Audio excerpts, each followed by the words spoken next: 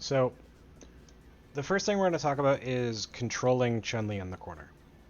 We've already talked about using this and like using forward parry to catch fierce punches and stuff like that, or doing walk up down parry, crouching MK, etc., and being able to set up dive kicks properly. But doing jump HP at this distance, jump MK, etc., is also very important. And being able to empty jump parry on the way down and do crouching MK as you land, or empty jump parry, empty jump dive kick, stuff like this, are all important tools. Now, when dealing with your opponent in the corner, if they are always going to block, right? If you do standing fierce punch, you're -3. If you do Dakai, you're -5. If you do standing roundhouse, you are -3. When you're controlling Chun-Li, you have a lot of options available to you. However, you'll be looking to use far-ranging pokes to go over her crouching MKs in some situations, like far roundhouse.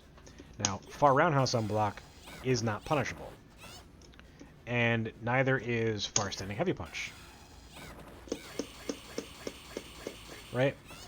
But if you are looking to maintain distance and you're using something like Dakai, even though you're pushed back a lot, Dakai is -5, so you're going to get punished. But these are -3. So it ends up in a situation where you can't really get punished for this. But the Dakai is a risk. So when you're doing stuff like, crouch short, short, fierce, it's not very common for, Chun to just YOLO super here, because you're plus, right? But this is why, like, when you are doing strings, you'll see stuff like this, or you'll see stuff like this, or you'll see stuff like this, where you can empty jump throw. So understanding the pushback of all of your normals in the corner is very important, because if you jump forward, they can walk under you or dash under you at very specific distances. So this is why the jump forward off of a far-reaching crouching MK, especially in the corner that pushes you under the timer, is important. Because this is what gives you the variance. Stuff like this and keeping them in check and getting neutral jump into a dive kick that hits very low, or jump forward into a dive kick that also can hit low, is integral to actually keeping her controlled.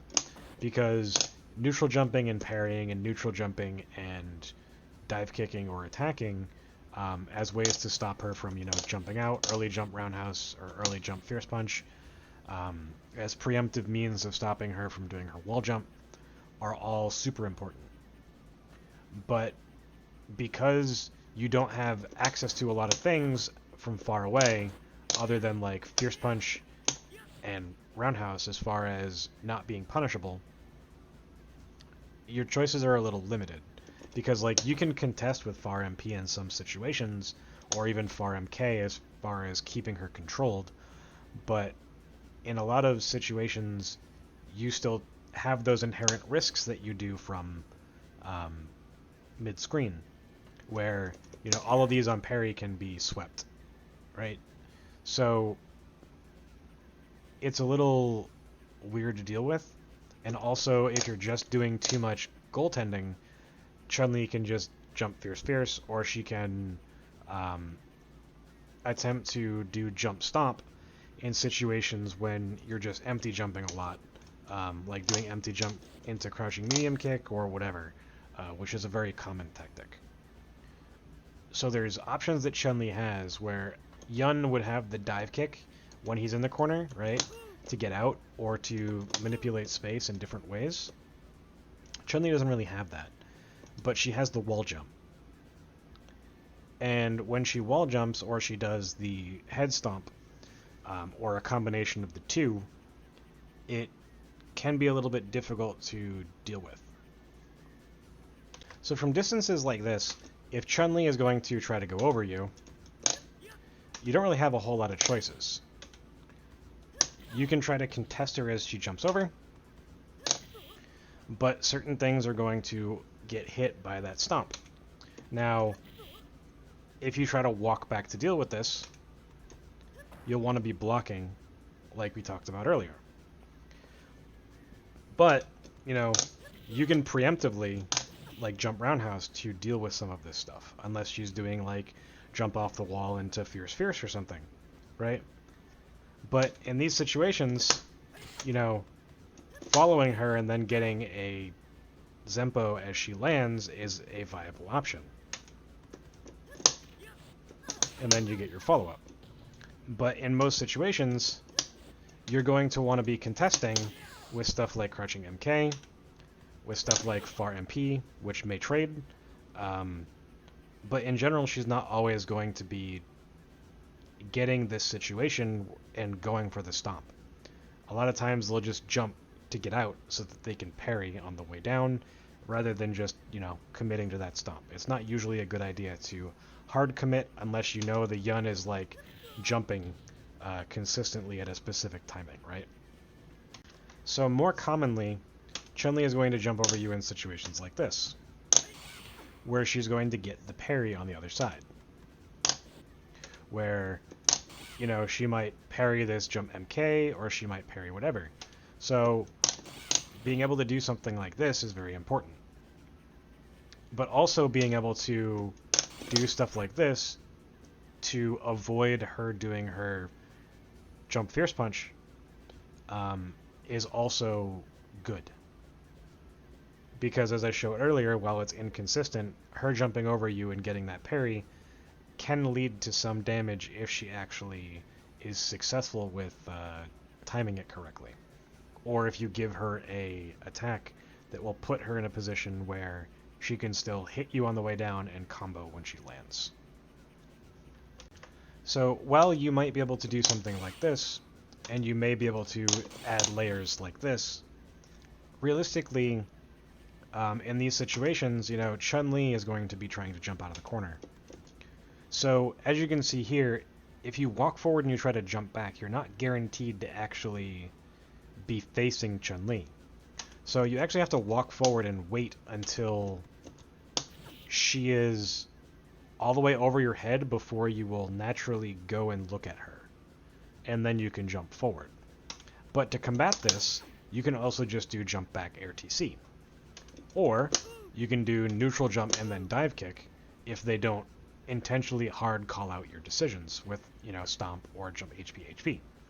In which case you can land, and then you can still make the decision to go for like close ending MK, or, you know, whatever decision that you might want to go for. Obviously it's hard to consistently hit them if you don't know sort of exactly how they're going to land. So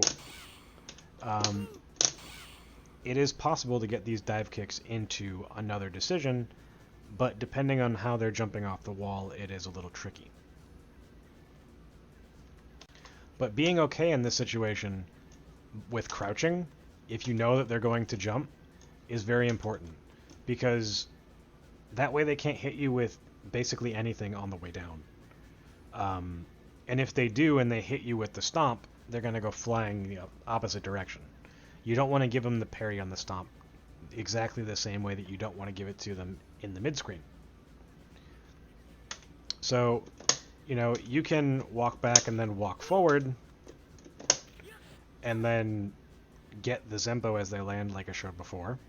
Or you can sort of walk back and then go for a low as they're landing. But obviously, you know, you can do 1, 2, 3. And as long as they've already used their parry and they're not blocking or whatever, then there's all sorts of stuff that you can do. But realistically, contesting their decisions as they're jumping over is going to be relatively inconsistent. So being able to do something like walk into the corner a little bit as they're jumping over, crouch MP up kicks, or whatever, can be something to deal with this as well. The most important part of this wall jump is that it can be done by jumping backwards, right? So this means that if I whiff a Zempo, and they jump off the wall, or they jump backwards to try to do like jump back parry roundhouse or whatever, they can opt to just get the fuck out of the corner. In which case you've whiffed your Zempo and that you need to follow up. So if I go for a Zempo and she jumps off the wall, the only choice that I have really is to go after her with a jump. Because it will put me in the corner guaranteed, and she can sort of goaltend me back to my back being on the wall. So the main choices that you have here is that you can try to contest with the shoulder, but if you try to do walk forward light shoulder, it's not going to work. And if you try to do Dekai, it's not really going to work either because she will have landed and can block it. So this is why super jump forward, or jump forward dive kick, or jump forward attack, or whatever, or even in this situation, neutral jump light kick dive kick, if she lands and doesn't press something immediately, as you can see, she gets put in proximity guard. See? So this opens up the ability for you to have that sort of whiff into a throw, or whiff into walk back 1, 2, 3 or something, depending on if she's trying to use Karas or not. Because in certain situations, you know, you can force the dive kick, which will still be out of throw range, and if they whiff, then you can whiff punish it, right? It's something that a lot of Yuns do tend to do, where they'll dive kick at a range where it's slightly outside of throw range, looking for the opponent to do it, so that they can do 1, 2, 3 or something. So now that we've talked about what to do when Chun-Li is trying to get out of the corner to keep her there, we have to talk about one important thing. You get extra plus frames when she blocks. So this is why crouching MK, or walk up down parry, or forward parry, or like this at max range is so strong, because it can hit the startup of her crouching MK yourself. So having the mixture between stand roundhouse and jumps and another crouching MK, or even a far fierce at times, is enough to like keep her guessing. And because you're +1 off of this, it's very difficult for Chun-Li to like do anything here, because you essentially get the ability to go right into stand light kick, similar to how you would do something like this, where it will frame trap, right? And it might trade with standing or crouching light punch, and it might hit the throw, but in situations where like you're up close like this, you have the ability to use crouching MP, because you're now +7 as opposed to +5, to set up other things like micro step forward, standing medium kick, crouching MP, crouching MK, because you're +7 and this is active on frame 7. This becomes like an actual almost block string.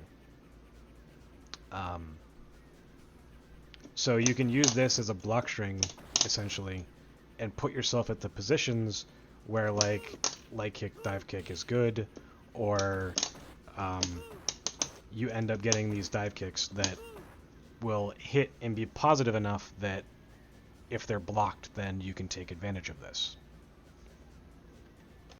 Now because of this, this also means that stuff like standing medium punch into shoulder is a little bit better against Chun-Li than it is against some other characters. And you can also do like a late cancellation on your crouching MK as well. Because light punch shoulder is relatively fast, but off of crouching MK, most characters would get a guaranteed free forward parry. But in situations like this, where they get the forward parry but you're plus, and distance-wise, you can still connect with another crouching MK, Chun-Li doesn't really get a free parry off of your crouching MK herself. And because you can use it as a tick throw, it makes it a little bit difficult to deal with at specific situations and specific ranges. especially because you have the ability to quite easily make this sort of crouch MP, crouch or stand light kick like a red parry, right? So there's more that Chun has to worry about as far as your pressure in the corner compared to like some other characters might. Now, what this means is that being able to confirm crouch MK into dash punch is very important, and the follow-ups that you get from that, as well as the follow-ups for throw. Now, we'll go over each of the type of knockdowns that you can get in the corner, and then sort of talk about how you can set up your Oki afterward. So when you're actually doing some of the situations where you'll get Oki or you're doing dive kick and you can do standing medium punch, Chun-Li has very specific options at very specific timings. So I was talking about free parries earlier in the video, and this is one of those situations where you get free parries. However, if you option parry down and then option parry forward, like this, to catch crouching MK, stand fierce, back fierce, stand roundhouse, etc., the one thing that you have to understand is that if Chun-Li doesn't do anything, you're basically right at Kara throw range, so she can tap forward and then Kara back throw. So if you're just option parrying, when you do this parry, you're putting yourself at risk of just getting thrown back into the corner. If you're not doing a follow-up, like going into crouching MK, right, or stand fierce, or any of these other decisions that might hit the throw. If you're just sitting there and option parrying, the option parry can put you in the situation where you can't actually tech the throw. Yun doesn't have great SGGKs, unlike Chun. So there are inherent risks to doing this, but it does cover all of the options that she has that can actually hit you. You can also just walk back, or this sets up jumps. Not necessarily jumps in the sense that you would want to do jump forward roundhouse or something, because obviously it's going to put you in the corner. But, this sets up different timed dive kicks. And a lot of these dive kicks are very strong, because they will force those proximity guards like I've talked about in other situations. So close standing medium punch is a tool that, while can be risky, it is very strong because of the distance it puts you at and the ability to control how things go. Since you're so plus on block and on hit, that, if you don't do something like this, then you do have a lot of other options with option select parries and using your jumps to your advantage, on top of just being able to mix up between highs and lows, at these distances. Also notably, in some of the Okizeme situations, close standing medium punch starts up in 4 frames. So it's active on frame 5. And this is one of the only moves that can hit in some of the better Oki situations, where you're going to essentially be doing rock, paper, scissors between close standing medium punch, crouching light kick, dash punch, and throw. Because if you were to Zempo in those situations and Chun-Li just mashes throw, then you'll lose. But the high-low and also having access to jump sort of shapes those situations. So the first thing I want to talk about is forward throw. Now, Chun-Li off of a forward throw is in this weird state where if you dash, you can walk over her if she quick rises. So this also means that you can dive kick on her and walk back to the other side.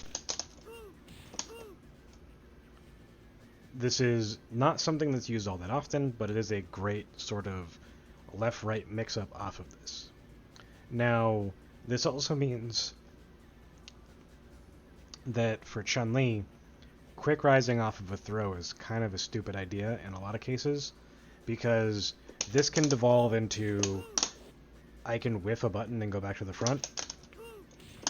I can walk back to the front. I can whiff a button and stay in the back. And I'm still plus off of these whiffs. So I can whiff that crouching leg kick and still have the advantage to go for a close standing medium punch, and Chun-Li can't throw me.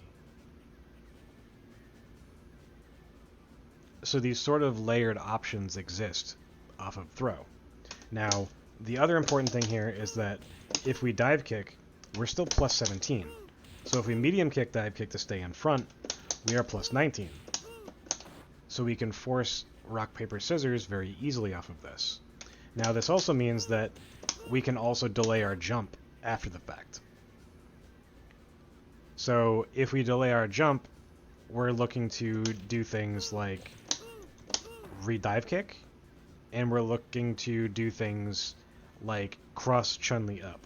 You don't want to be looking for these things too often, because then Chun-Li will start to walk forward when you are re-jumping, and that's not the ideal situation to have. But to prevent something like this, you can do a delay jump forward light kick dive kick to land in front and force your frame advantage as well, which will give you the ability to do whatever you want. Now, if you were to do crouching MP, MP, MP, you still have some frame advantage. So if you do one crouching MP and then you jump forward, you can cross her up. You can also hit her in front.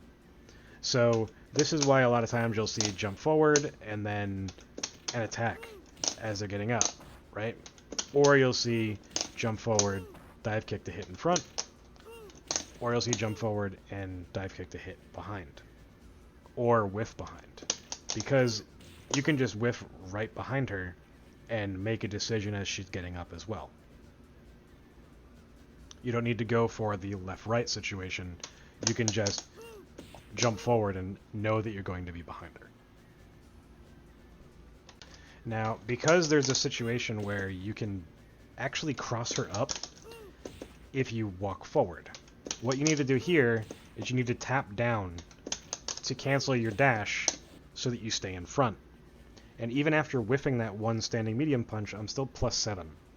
So I have a lot of extra time that I can use to my advantage to deal with Chun-Li, even after a dash on Quick Rise. So this is very easy to take advantage of, because you can force all sorts of different, Oki timings for different things. You can use this as a way to whiff that standing medium punch and still be able to go for a Zempo. You can use it as a way to set up, frame traps of all different sorts. Close standing medium punch, crouching MK. You can force off of this the situation where you're either going to use standing medium kick activate, or you're going to use crouching medium kick activate. And since Chun-Li doesn't have any real invulnerable wake-up options, she either has to YOLO EX, which can be meatied, or she just has to eat it, as far as guess the mix-up, right? But because these options exist, you can dash and then jump and still be at a situation where you can do left-right, because you have so much time after the dash. Now, this also means that you can do gimmicky shit like dash punching over her, and if you medium punch, dash punch, and then quick rise, you will land and you will still be plus. So you still get options even if you put yourself in the corner, even if you don't want to be there. It's not something you should do very often, but it does exist. Now, when going for stuff like this, you can light punch, dash punch, and walk back to the front, which is extremely tricky. So just like the dive kick thing, you can walk to the front, you can dash punch with medium or light and walk back to the front as well, or stay behind. Up to you. So quick rising off of throw is a very large danger to Chun-Li, because not only does she have to worry about you setting up specific timings to actually get meaty jumps, but you can sort of whiff and then walk up and then get a delayed jump that she can't really walk under or dash under, and has to decide how she wants to contest it.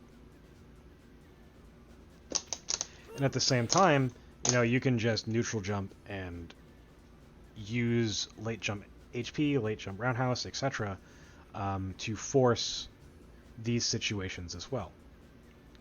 where you're going to get the meter as you land. You're going to be technically at a safe jump timing with these things. And if Chun-Li wants to like really contest them, she has to hard commit to like an anti-air, right?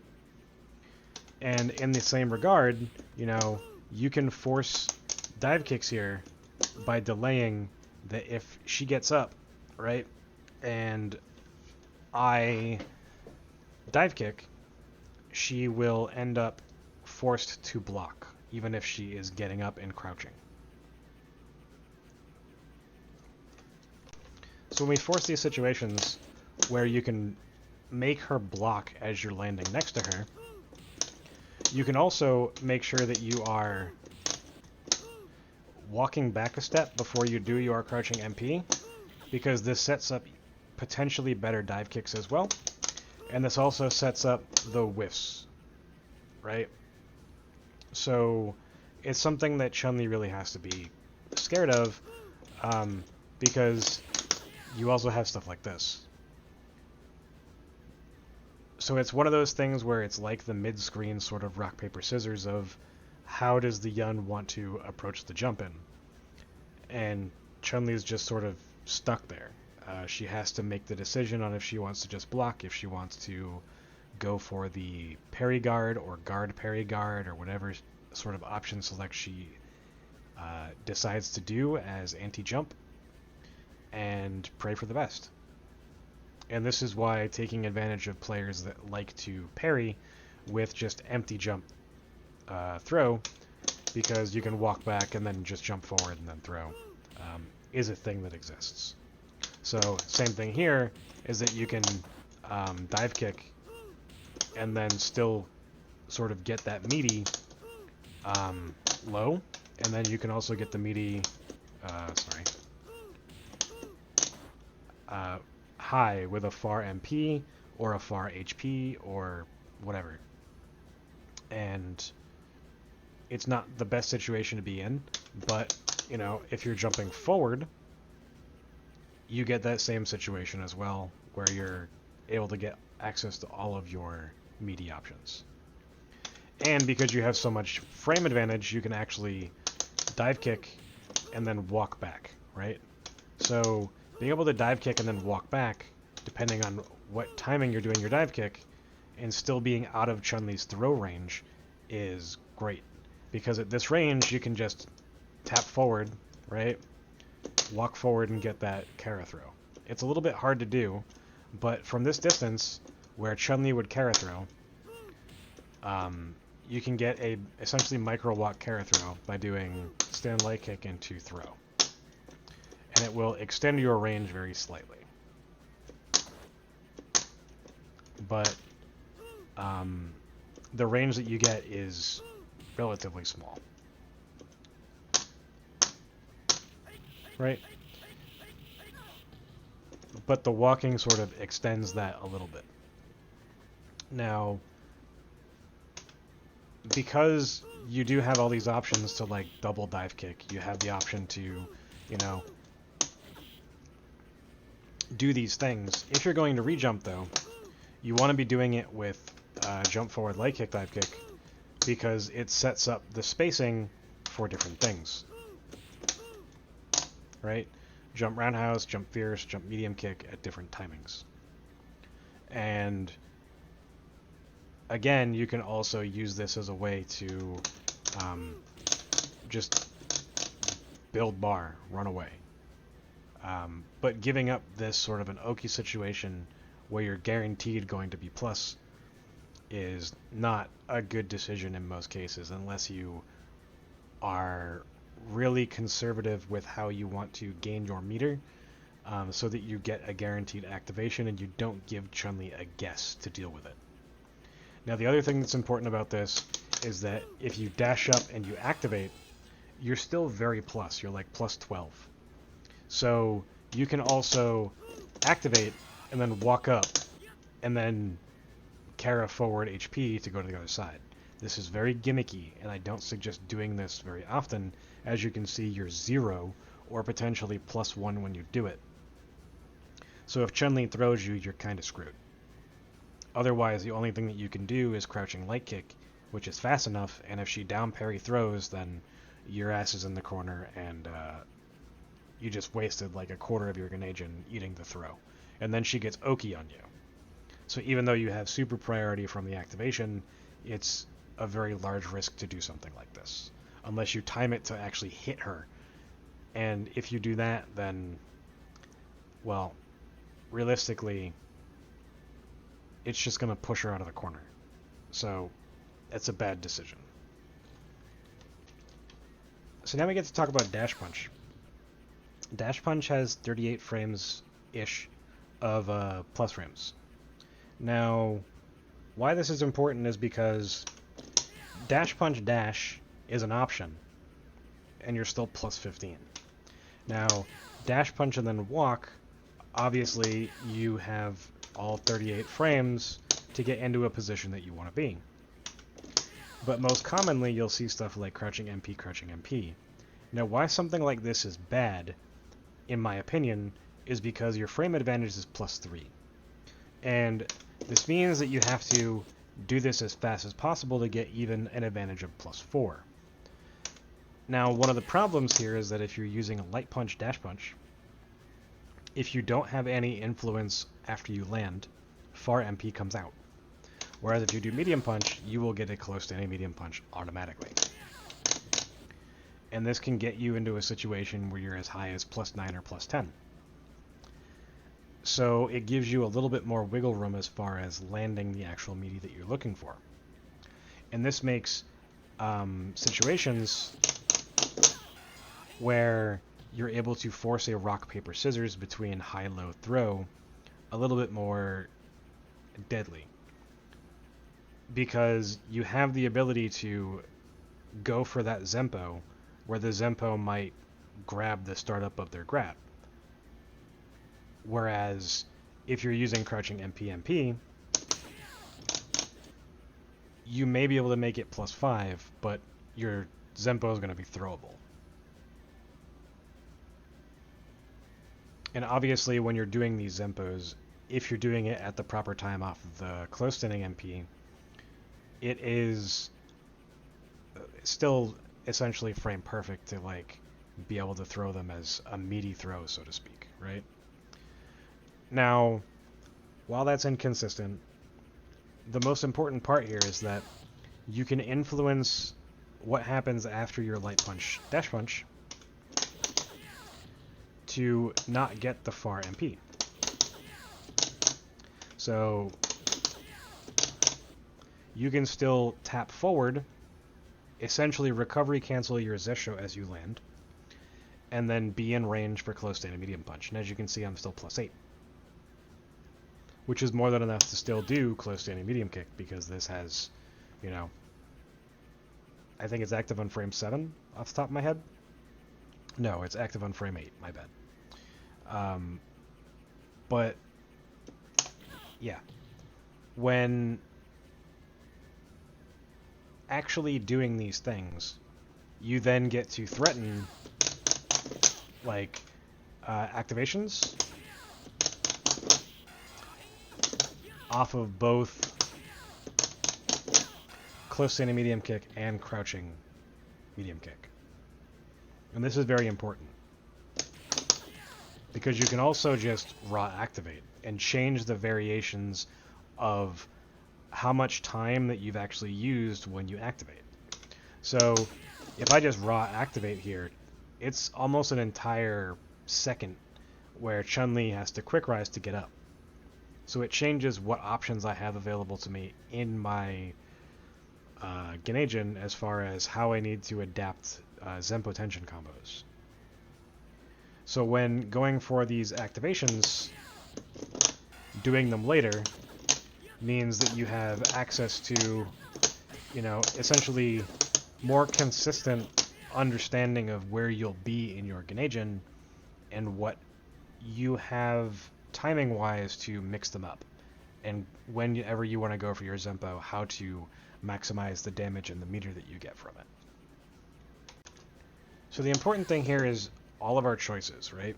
We're able to dash up and be plus 15. We're able to dash punch and then dive kick and be +3 or +4. Or we're able to dash punch and then far MP and still be +16. And we can make variance decisions there. We can whiff 2 crouching MPs, we can whiff 1, or we can whiff 2 closing standing medium punches. Or we can whiff 1 and then jump, or we can whiff 1 and do whatever, right? Walk back, etc. You can also just walk back and forth. Same thing like every other character on any other knockdown, right? But when mixing up jumps, it's important to understand that Chun-Li is going to get crossed up if you jump forward. So you do have technical left-rights, though, off of this, where you can light kick, dive kick, and hit in front. And at the exact same time, you can get a medium kick or a roundhouse dive kick to cross up. And this can be defended by Chun-Li similar to how Alex stomps are actually defended. But there's not much that Chun can do if she gets a parry outside of just like sweep. Now in these situations, you actually get a combo that may or may not work against other characters of close standing medium punch, crouching MP, and then you get medium punch, dash punch. I did light punch there, but the concept's still the same. You get a better combo off of something like this if you're looking to get meter gain and if you're looking to get maximum damage. Now, if we try to cross Chun-Li up, it doesn't work like it does throw. And the reason is because Chun-Li lands feet first, whereas she lands feet towards the wall if you throw her. And this is an important distinction because you can't dive kick and then land and then walk over off of something like this, right? But you can intentionally dive kick early so that you land on your plus. And you're still going to end up being like +3, regardless of if you do roundhouse dive kick and cross up into the corner, or if you do light kick, dive kick, and don't. And if Chun-Li doesn't quick rise and you do these timings where you're looking for the cross up, you can just jump right back out of the corner. It's the same thing off of a throw as well, but it's a little bit more important off of dash punches because if they don't quick rise, you don't have quite as much plus frames as you would off of a throw in the same situation. In Ganesian Enders, right, you're going to end off of something that ends exactly at the height that something like this will end off of. The Dekai dash punch. So it ends up hitting at the timing that this will hit. Now, one of the more important okis off of the Ganesian Ender dash punch is micro step forward neutral jump. And the reason for this is because when you get this, you get jump HK at a safe jump timing. You get roundhouse dive kick as a cross up. You also get medium kick dive kick as a cross up. And you get light kick dive kick hitting in front. You also have empty jump parry and all of these other decisions as well. You have whiff jump heavy punch into like land Zempo or land throw or something. And all of these sort of shenanigans play off of one another. And a lot of the old school Yuns sort of use this jump option because there's less things you have to worry about as far as Chun-Li goes. Because when you're jumping, you negate specific type of option selects that may exist. Like guard jump and all that stuff isn't something that the opponent has to worry about immediately. So starting by going for jump mix-ups sort of changes the mental stack as to what they have to think about. Versus if they get knocked down and they see you do this, right? they're thinking different things because off of these double whiffs, it's a forced rock, paper, scissors situation.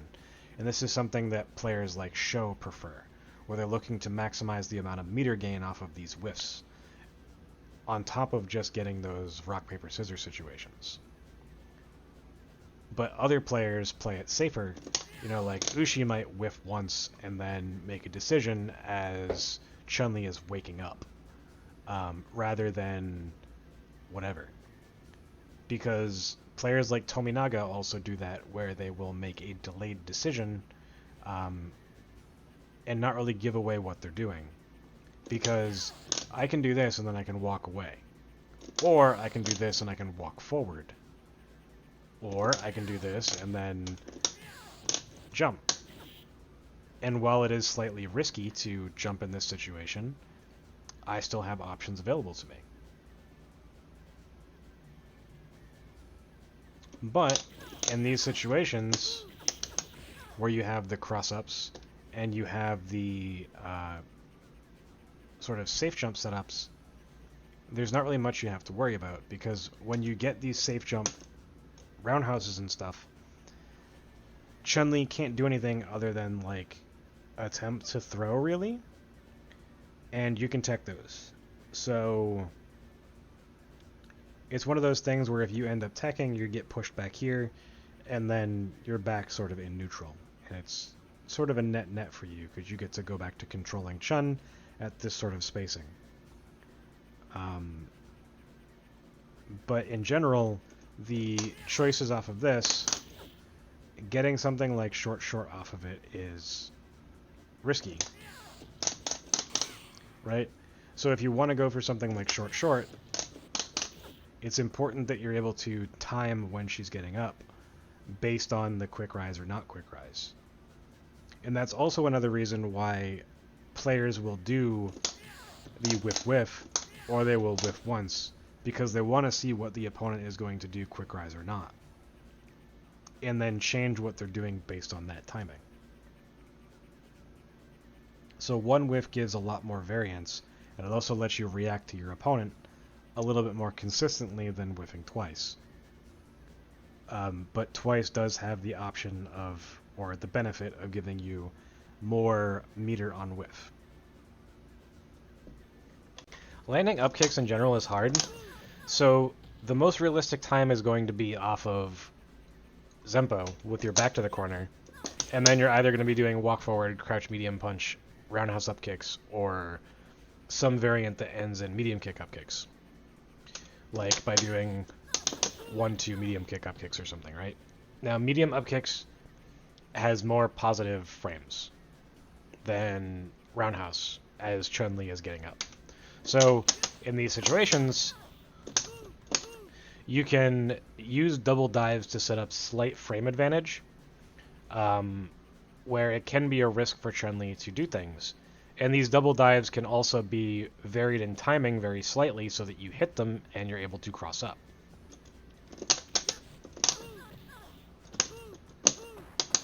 Right? So these sort of situations are relatively important to have, because after the first dive kick, you can just delay your jump very slightly, and then you have neutral jump where you can attempt a safe jump time as well.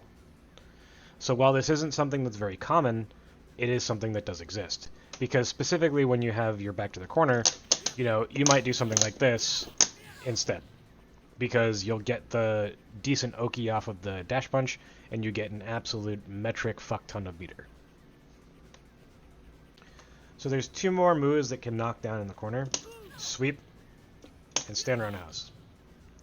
Sweep, you don't get any follow-ups. You're plus 27, but you're pushed back so far that there's nothing that can get you close enough and still be plus. So your only choice here is either to continue to build meter and actually goaltend, or to walk forward and reposition to try to contest with crouching MK and stand roundhouse. But when you hit with stand roundhouse, you have access to a bunch of things. You have access to jump forward, which will allow you to hit in front late, whiff in front, hit there, and because you're jumping forward, if you're not actually dive kicking, because of the spacing that you're at when you're using this move, you'll actually be able to do stuff like late jump MP and all this other shenanigans that are relatively strong. You have a lot of variance in your jump attack timings. So off of this, you can also dash punch and be right next to her. You can also dive kick and be plus, like very plus, so you get a guaranteed rock, paper, scissors. But just like the other thing, you can sort of whiff twice and still be at advantage when Chun-Li gets up. So you can use it as a meter build situation, or whiff once, and then force Chun-Li into this situation after she has gotten up to deal with your decision, whether it's a whiff dive kick in front or whatever, right?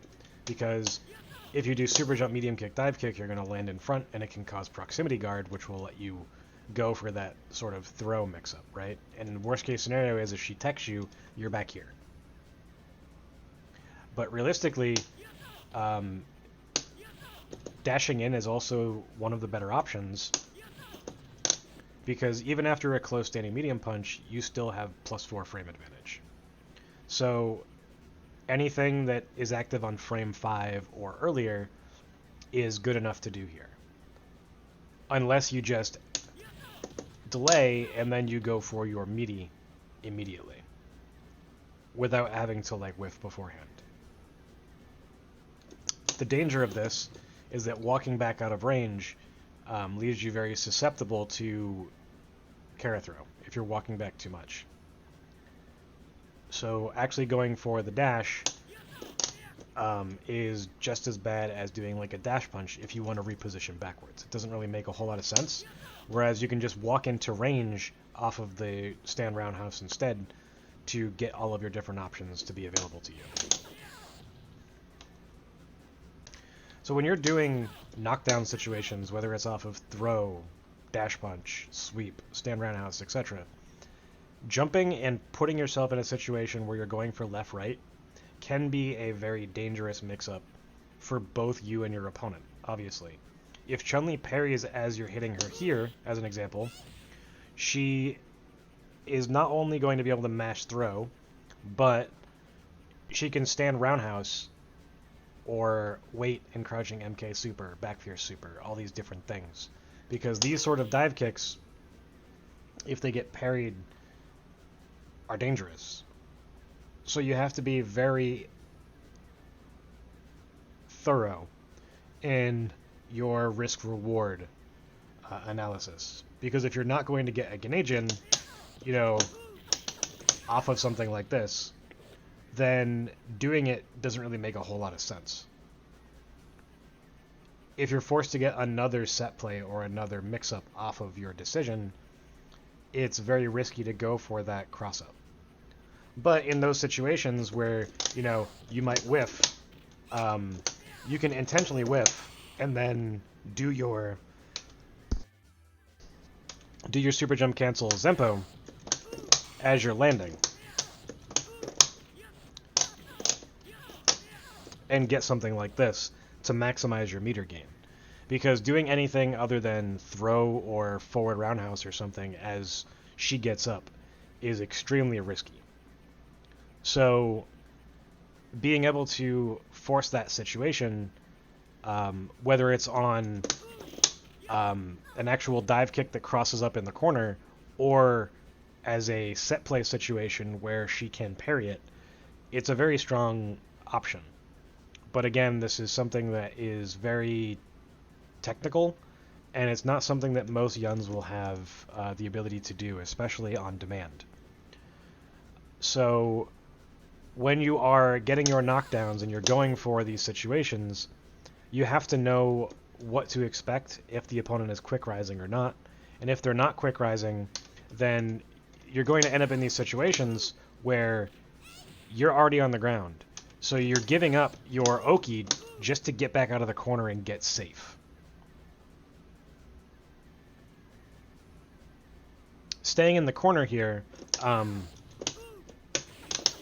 is a possibility, but again, you have that risk of you're playing rock, paper, scissors on Chun-Li's Oki.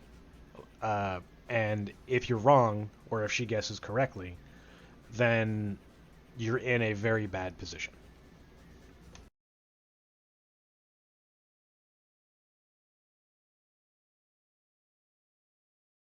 So let's talk about using Zempo.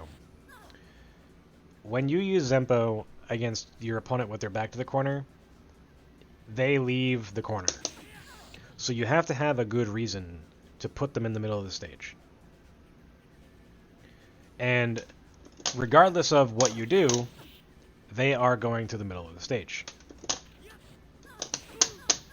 And these are the three most common situations, where either you'll do standing medium kick into jump forward roundhouse, or walk forward crouch medium punch up kicks, or crouching medium punch dash punch. There obviously are variants to this, something like this, where there's slightly different distances that Chun-Li gets pushed based on what move you do and where you get positioned on stage. So as you can see here, there's less pushback on standing medium kick into fierce punch dash punch than there is on crouching medium punch into medium punch dash punch. There's about 10 frame or 10 pixel difference. So the options that you have available change as far as their effectiveness. Now it's the same thing for all the different variants of up kicks. There's different amounts of distance that you have to cover in order to get things to work. Up kicks is usually where a lot of your set play will come from, because there are left-right sort of dive kick situations that you can generate, but they are extremely difficult to do against Chun-Li because there's not very many frames where you can actually hit her as she's getting up and still cross up successfully, at least as far as, you know, normal sort of situations might occur mid-screen. It's a lot easier against characters like Makoto. It doesn't mean it's not possible, but it's difficult. And if you're able to master the timing and stuff like that, it's great. However, all of this different set play that you can get off of up kicks in general, regardless of if it's in the corner or in mid-screen, everything changes based on the distance that your opponent goes from you. So, in a realistic sense, you want as much consistency as you can get off of your decisions. And this is why it's almost always the case where people will do walk crouching MK up kicks, because Chun-Li is 144 pixels away from me at this point. And she's also 144 pixels away from me at this point. I grabbed her from the edge of the stage, going towards the middle, and I also grabbed her from a point where it is easy to manipulate the actual movement of the background. So, in both of these situations, you get the same set play, regardless of if you're coming from the corner or if you're coming from mid-screen. And consistency is very important. Whereas, if I were to do it from here, she ends up at 231 pixels away.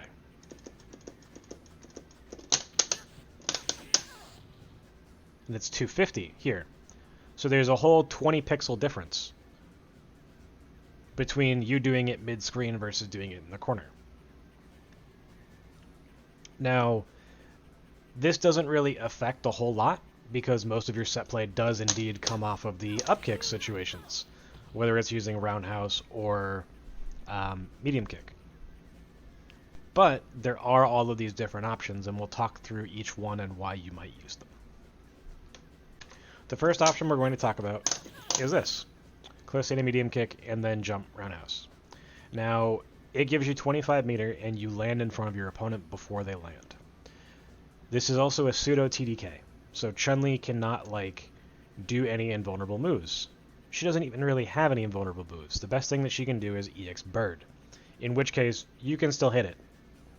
So it's a very high risk from Chun-Li to go for that EX Bird here. This is similar to the situation she gets after Hyokusen, where you are forced to actually guess between high-low throw. So I have Chun-Li set to throw. The first situation is that you're going to continue with close standing medium kick. This is high parryable only. Now this gives us 52 meter out of 72, and then we get the exact same situation after the second jump heavy kick. So Chun-Li has one guess, and if she guesses wrong, you get activation. not only do you get close standing medium kick as a choice, but you also get close standing medium punch and crouching light kick, light kick. You can also do crouching MK if you're able to confirm off of this as well.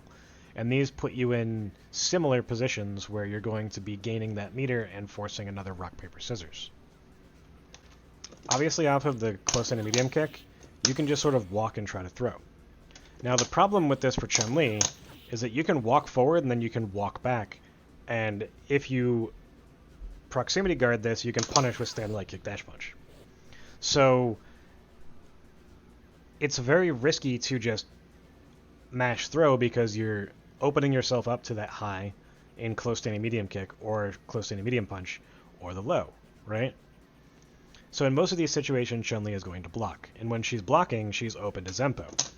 But even if she's mashing Zempo, or mashing throw, I should say, depending on where you're landing from your jump roundhouse, you will or will not be able to Zempo her either as a immediate choice or as a delayed choice where you're throwing the recovery of her throw. Now what I mean by this is that if you do your jump roundhouse at this timing, it puts you at like 82 pixels away from Chun. This is range for roundhouse carrot throw, but it's range for whiff normal throw. You can also do the same sort of timing and then position yourself so that you are at medium kick carrot throw range. So Chun can't just option select this with SGGK either.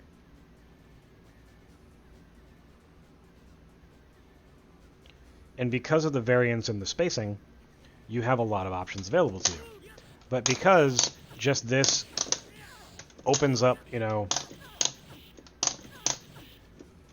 the rock, paper, scissors, literally, of high-low throw or Zempo, it's just very, very oppressive. And being forced into this situation because she doesn't have any invulnerable moves is even worse for her. So this is why you'll see this used a decent amount, but even more than using this, you will see Yuns use this. So one of the reasons why you see up kicks used instead is that you can dash and then you can get a meaty. Or you can dive kick and then get a meaty. One of the things that Sho is known for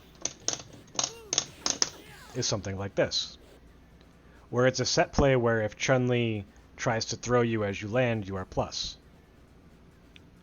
from your dive kick.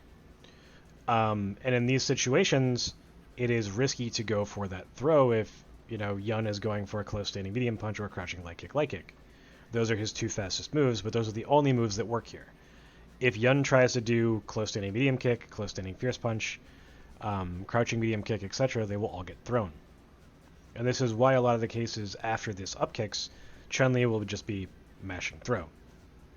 This is another reason why, off of this situation,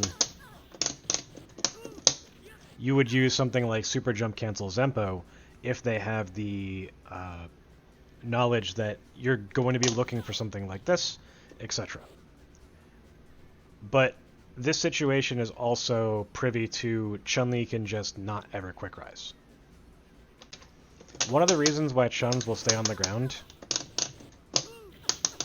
is that you actually get a left-right off of this situation if you time it correctly. So this is also why Sho will do the difference in variations where either he'll land early and he'll get a meaty, or he won't. So if he's conditioning for you to look for the left-right, he can still land early. And if he's conditioning you to look for the land late and you're staying on the ground, he can also take advantage of that too. So in these situations, Sho will actually be able to follow up by doing standing medium kick or standing medium punch into either crouching short short or a close standing medium punch after the fact if he times it correctly. And this is why setups like this are very important, is because you have a lot of control over what happens. Because let's say that we do this and we still have the opportunity, even if we don't whiff the standing medium punch, which is technically, in my opinion, better to not whiff the standing medium punch, to go for high-low throw here. So even if they choose to stay on the ground, they're still forced into a situation where the high-low throw is very strong. However, if you are forced into a situation here as Chun-Li or as Yun, where you are out of range, getting the corner can be difficult. So you have to do stuff like this, which essentially doesn't even corner Chun-Li fully, but it pushes her very close to the corner. This is why this sort of set play off of up kicks in general mid-screen is a little bit better, because you have the opportunity to actually corner Chun-Li off of a Zempo, whereas if your back is to the corner, or if Chun-Li's back is to the corner when she gets Zempo'd the first time, this isn't something she really has to worry about, even if you are going for this sort of set play. If the Chun-Li player is insistent on taking the mix-up, then you get situations like this, which can actually force left-right, and the only difference really in the timing is that you're using medium kick up kicks as opposed to roundhouse up kicks. No, I'm not going to go over all of the left-right sort of situations that can be generated off of quick rise or no quick rise. There is a lot of overlap, and maybe I will add some at the end of this video at some point, if I get the time to. But going into all of that sort of set play is very hard and time-consuming, specifically against Chun-Li, because there's so much variance and variations. So when you're going for the decisions like this, you have to know that certain choices are good and bad. So if you know that she's going to get up, you have to choose roundhouse dive kicks over medium kick, because the medium kick for this setup is going to put you at a situation where you're much more easily thrown rather than a situation where you're not. Unless you are sure that you're going to go for these situations, in which case you can just walk up and go for the high-low throw. That's just as potent. So the last thing that you can do is you can use jump dive kick as a way to reset Chun-Li in the middle of the air. So she can't really do anything here. You get that high-low throw. And depending on when you do the actual dive kick itself, you can use Dekai to go to the other side. This is something that they sort of have to decide how they want to defend against sort of immediately. Because you do get the left-right, but it's only one move, and it's a high that will be left-right. So they can defend this similar to how you would defend against an Alex Stomp. But when they do so,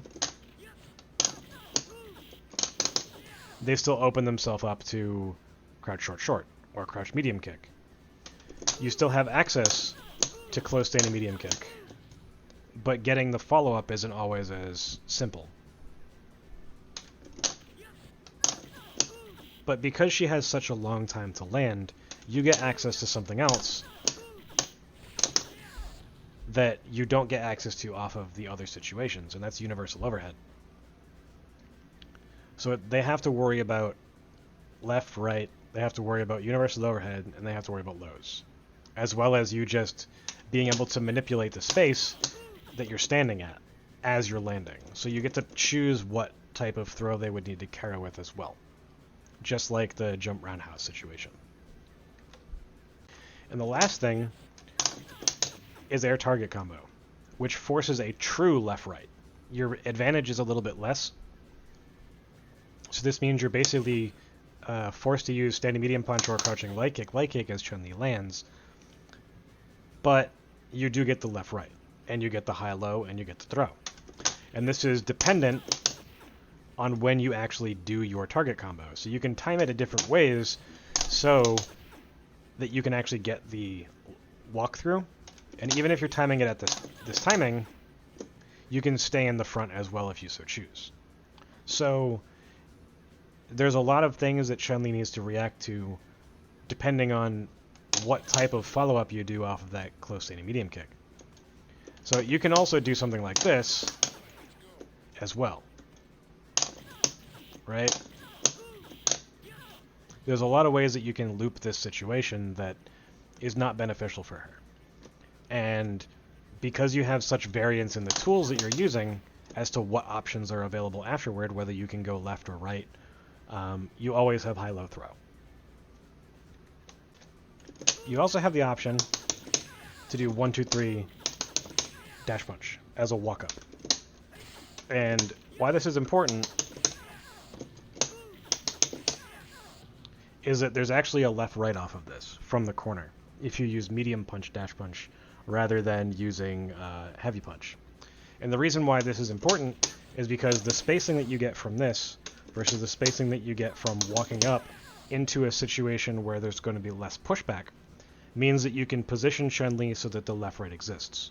Whereas it's possible off of something like this, but it's a hell of a lot harder. So this isn't something that I would suggest very often, but in situations where you do have meter, you can do 1, 2, 3 activate and then go for a reset of some sort off of that if you so choose. But in a realistic sense, it is very risky to go for something like that.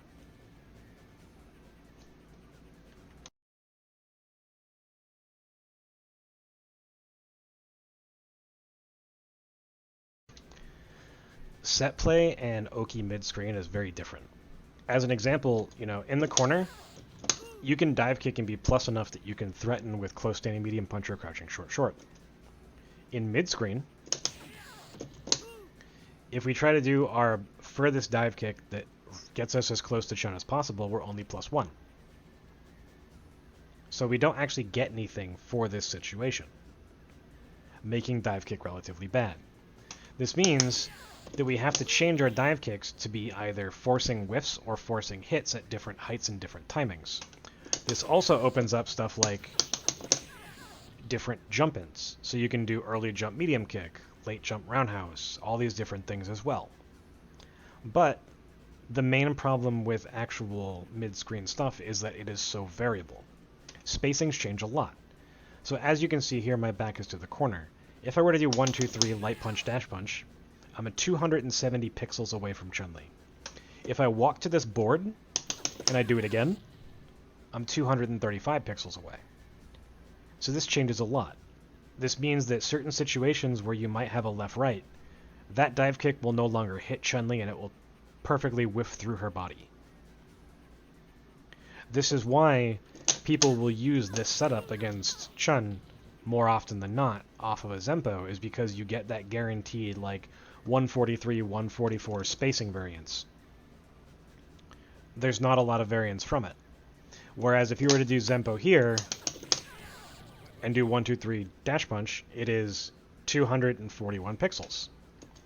But if I were to do it here, it's 267. So the stage moving in the background based on the movement of the characters matters a lot. And it can either create new opportunities or remove important situations and set play from being viable options.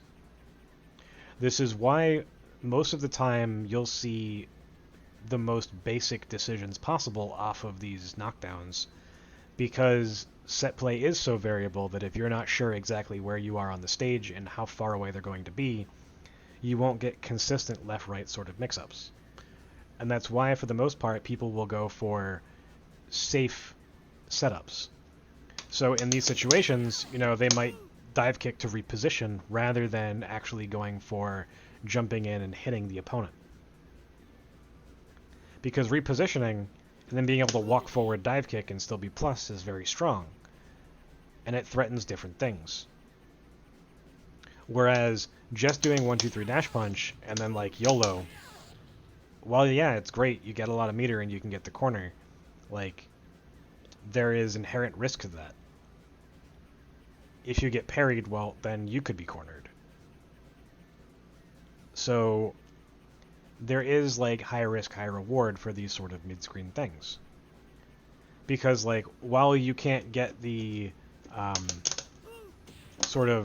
dive kick set play in the corner versus Chun-Li that leaves you at advantage in the corner, in some situations you still get jump set play that is left-right. You don't get that mid-screen, right? And it's the same thing off of forward throw. Forward throw, though, against Chun-Li, you can actually do the dive kick and get the high-low throw.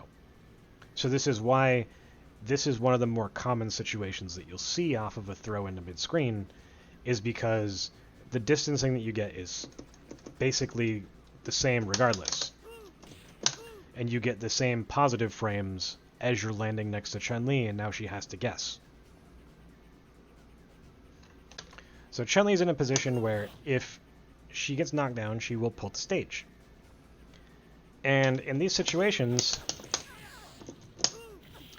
your dive kicks will change what purpose they have. So, as you can see here, I did super jump forward, medium kick, dive kick. And if she quick rise, then she got hit where I am plus 10 advantage. This is basically as low as possible. It's very hard to punish dive kicks like these because they are so low. So even on parry, you can try to like throw her as you land to contest a throw. Or to, throw her trying to crouching medium kick or something. But if you were to do the exact same situation and use medium kick, or medium punch, dash punch I should say, then you can set up left-right set play, where you get the medium kick at a slight delay to cross up. Oops. And then a light kick to hit very late. You can also delay your jump very slightly, whiff in front for proximity guard, light kick, dive kick, throw shenanigans. But no matter what, in these positions, if I were to try to do 1, 2, 3 dash punch, if I try to follow up with super jump forward attack, it doesn't work. So, if I want to do jump attacks, I have to walk forward before I jump, and I have to use normal jumps. Pretty simple stuff, right? But in general, doing stuff off of these situations, you're going to be like trying to reposition with different dive kicks a lot of times, because it's the safest option. You're going to keep yourself out of range of Chun-Li, but you're going to change the positioning and force neutral back to the mid-screen, or, push them towards the corner or whatever based on where you actually land this stuff from. But in general, going from 1, 2, 3, if you use the fierce punch, dash punch, depending on when you actually jump, you will get left-right. That should have comboed, but I was a little bit late. But yeah, so you can do the same thing from fierce punch, dash punch, as you could off of medium punch. But the important part is that Chun-Li is up and active when all of these dive kicks actually occur and can hit her. So, because they can all hit her and she can parry, and it's not really like meaty set play, so to speak, her reacting with anything other than like letting you land is unlikely. She's not going to wake up, stand roundhouse or something as you're coming at her in most cases. So like going for the situations where you get the dash punches and then you get whiffing in front of her, the best case scenario for her is that she takes the throw. And the best case scenario for you is that she tries to throw and that you super jump cancel a Zempo, as opposed to going for a normal throw.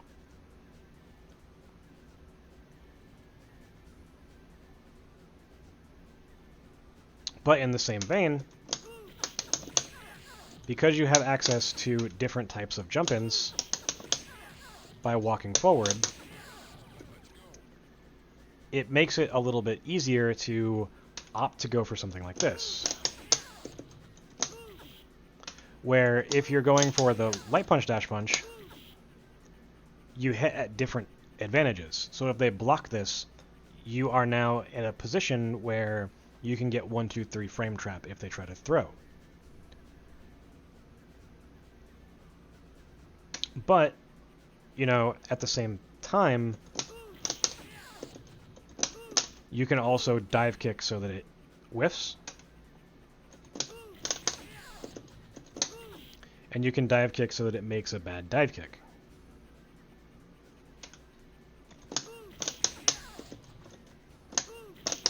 You can also delay your super jump, or a super jump and then delay your dive kick to hit at different points. And this is also just to like sort of make Chun-Li stand where she is. Because when you do stuff like this, she's likely going to try to contest you. And you have different timings at which you can do your dive kicks at this point. So if she's contesting you and giving you that rock, paper, scissors afterward, it might be in her advantage.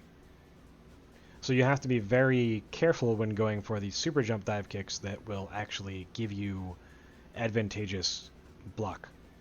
Because it can be very telegraphed because of how late you have to go in these super jumps to hit as low as you might want to. These spacing variations matter a lot because there are situations where you will have the same outcome regardless of what dash punch or whatever you choose. So if I'm dashing up here, I'm plus 15, I still have enough frame data or plus frames to walk up and do a close standing medium punch and still meaty Chun-Li. Same thing with a close standing medium kick. So after dash punch here, I can still threaten crouching medium kick activate. I can still threaten standing medium kick activate, right? But regardless of the dash punch that I use, I'll be in the same range. So I can use fierce punch, medium punch, etc. That's not the same from crouching medium punch, dash punch. Because crouching medium punch, dash punch, you may or may not be in range. Crouching medium punch, dash punch, you are in range if you use medium punch, dash punch itself. So lights in the situation push her too far away. But if you're confirming off of crouching MK, you're always going to get this positioning, where she's just too far away, depending on where you are when you do the crouching MK. So if you dash, you're positioning yourself looking for those dive kicks or looking for specific things. You're not going to be dashing or dive kicking in order to try to get Oki. It just doesn't exist. And you can't really double dash punch to get in on Chun-Li because you're +1 or 0 depending on how you do it. And that's not really the best situation you want to be in. You can jump like in her face, but realistically there's no real threat because you don't have plus frames. And since in this situation we can't dive kick and be plus, you have to play for position off of stuff like this, right? You have to either dive kick to position so that you can go for other dive kicks or jumps, etc., or to position yourself on the stage where you want to be in relation to Chun based on your meter, life, etc., what you're comfortable with. Or you can just straight keep the entire stage and go build meter. And this is a very old school approach, right? But because the variance is so high as far as how far she's pushed away and what she's being hit with when this happens, because if I do something like this, I can still dash up and be in range.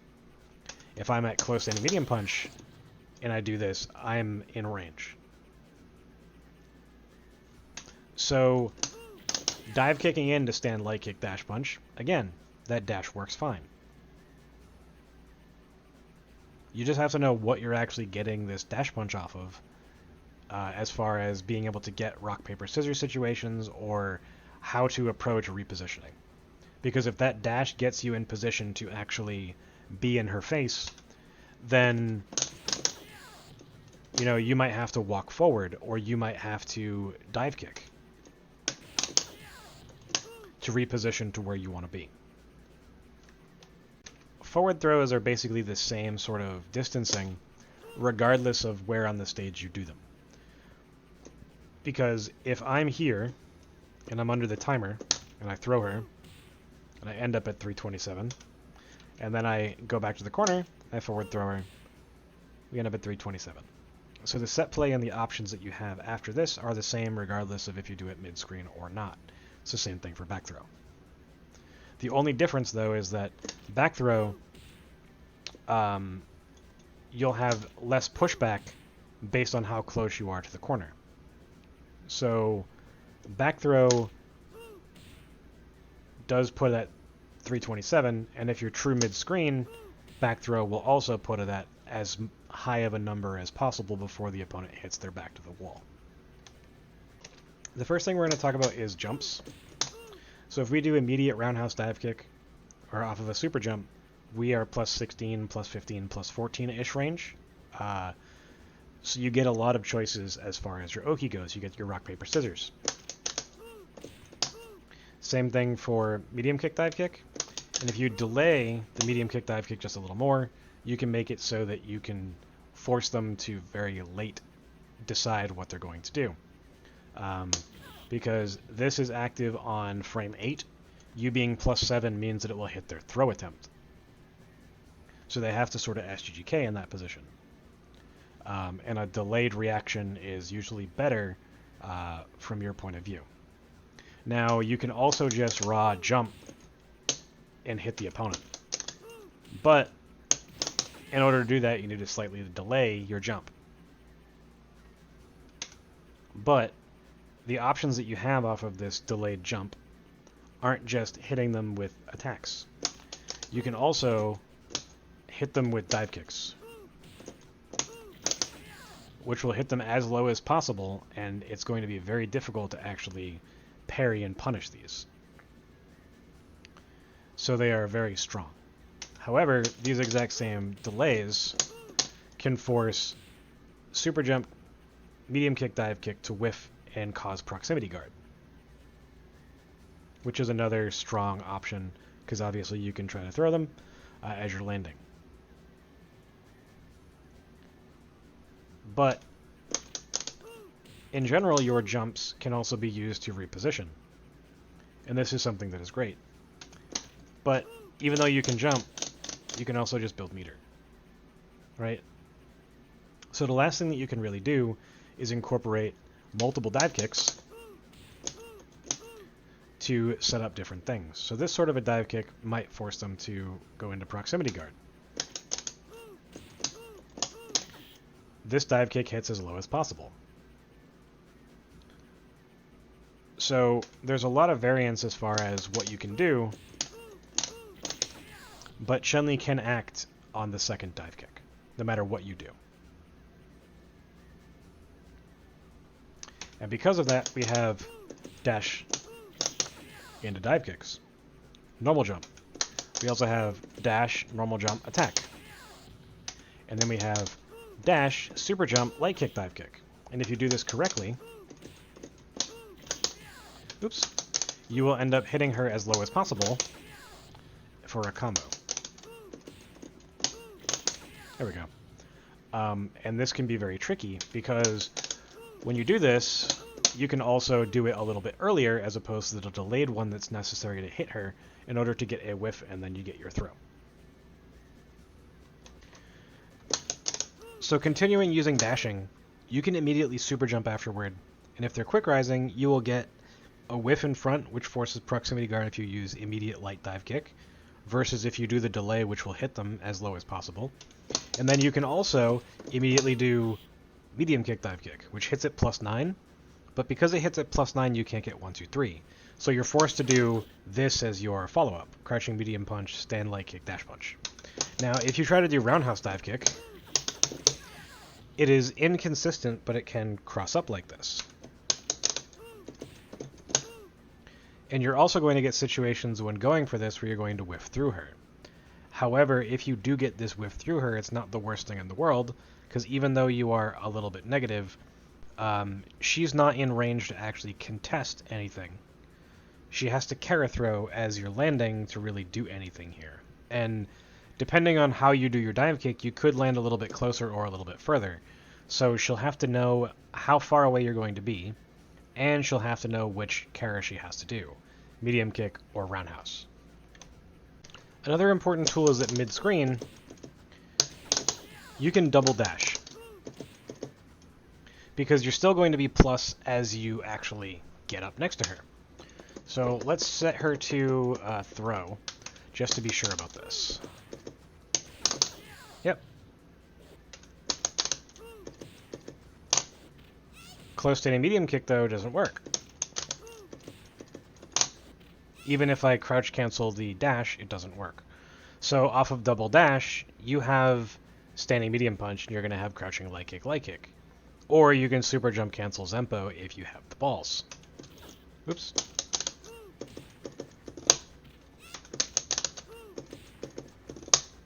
And I can't even get it to work.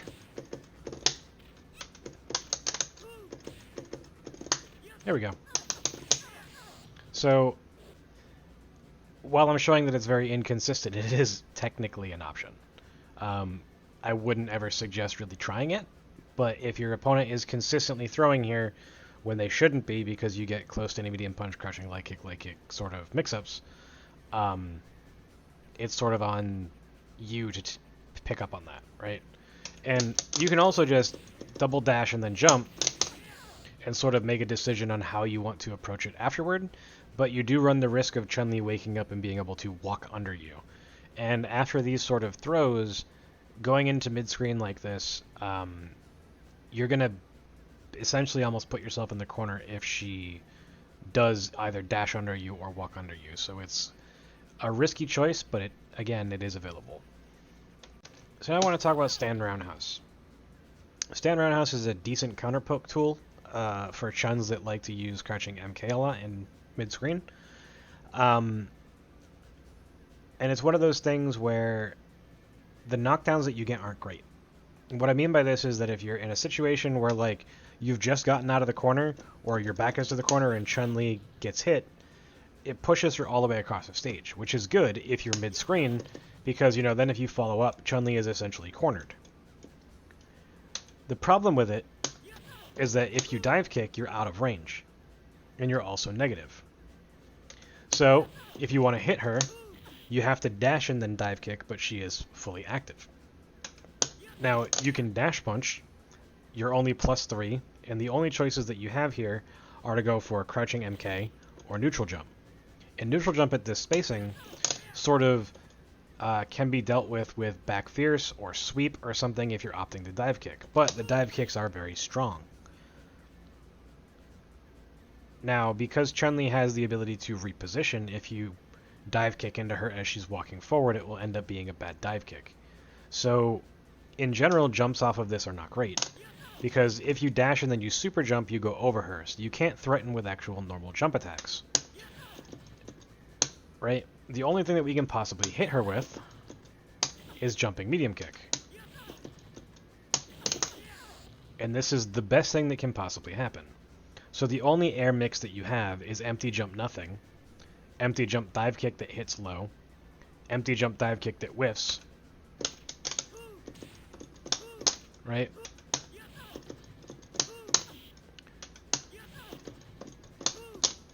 And these aren't guaranteed to have proximity guard based on what she's doing. So if she wakes up and walks back, that light kick, dive kick might not even be in range to force that proximity guard, and you might end up getting crouch MK supered for it or something. So the jumps here are relatively risky. This is why after something like this, you'll either see people dash up to maintain sort of round start spacing, or they'll dive kick into a position to actually maintain neutral jump sort of spacing where Chun-Li can stand fierce or whatever to sort of get that rock, paper, scissors going, where you still have access to decent dive kicks. Or they just look to go to that position and then contest with like crouching MK, walk forward, crouching MK, the same sort of neutral footsie stuff. Now, medium punch, fierce punch, back fierce punch only has a 1 frame differential, so even if you're able to use this, because it doesn't work against crouching Chun-Li, you have the exact same options as you would off of Stand Roundhouse. Where the difference comes in is Dakai. Dakai guaranteed also forces her the entire stage away, if you're mid-screen. Dakai mid-screen can very easily force corner. So, while it's risky on block, because you can end up getting supered, it is still an okay move if used sparingly. Specifically if Chun-Li is very dash happy. So if they play like sort of old school Rikimaru or something, it can be a decent option, though not usually suggested. Now, if you do happen to be using Dakai, the important difference is that you're plus 71 versus plus 44. So this means that you end up being in a situation where you are 27 frames more of advantage. This means that if you dive kick off of a dash, you will actually be plus quite a bit. So you have the ability to actually meaty here, right? And that's an important difference. It also opens up dash jumps, because you don't quite go over your opponent. There's a little bit more time after you do the Dakai when you are acting before they can quick rise, unlike the stand roundhouse or the medium fierce back fierce target combo. So you have a lot more options off of Dakai than you do off of the other things. But stand roundhouse is safer. And realistically, trying to counterpoke with Dakai against Chun is not the best choice in most scenarios, because you could be just buffering crouching MK dash punch or something, and she'll likely get hit by it if she's dashing up. Unless you are absolute full screen and the Chun-Li is looking to dash up, in which case shoulder is just as strong as Dakai in most cases. So the next knockdown is sweep, and if Chun-Li is throwing, you can't dash up. This means that your only choices are to mix up with jumps, where she can actually get up into them and sort of react. Outside of this, you can reposition with walk, or you can reposition with jump, or just build your meter. There's no real set play off of it. There's no real Oki off of it outside of the jump variants. If you try to dash up, then you're going to end up trying to like do standing medium punch, you get hit. Crouching light kick, you also get thrown. So throw is an option if like Yun is trying to be cheeky and do sweep, dash up and stuff. Like it's not real. So you have to have like the other type of variants in order to take advantage of this. So the next thing we're going to talk about is shoulder. Fierce punch shoulder into medium punch dash punch is not guaranteed at all distances. But in most cases, it absolutely will work. There's no problems. Medium punch shoulder into dash punch has the same follow-ups as something like this. So this means that you have access to walk jump, right? And you also have access to walk dive kick, just dive kick. Because if you dive kick here, you're still plus. The plus frames are not all that great, between plus 4 and plus 7. And because it's so variable based on the timing of your jump and all that stuff, it's relatively inconsistent. So it's not something that I would opt for in most situations. Just dashing will always give you that rock, paper, scissors situation. So there's quite a bit of variance that happens off of these knockdowns. But stuff like shoulder gives you even more advantage. So you have left-right mix-ups off of this. And some of these can be relatively potent as well. But these are also very specifically set up.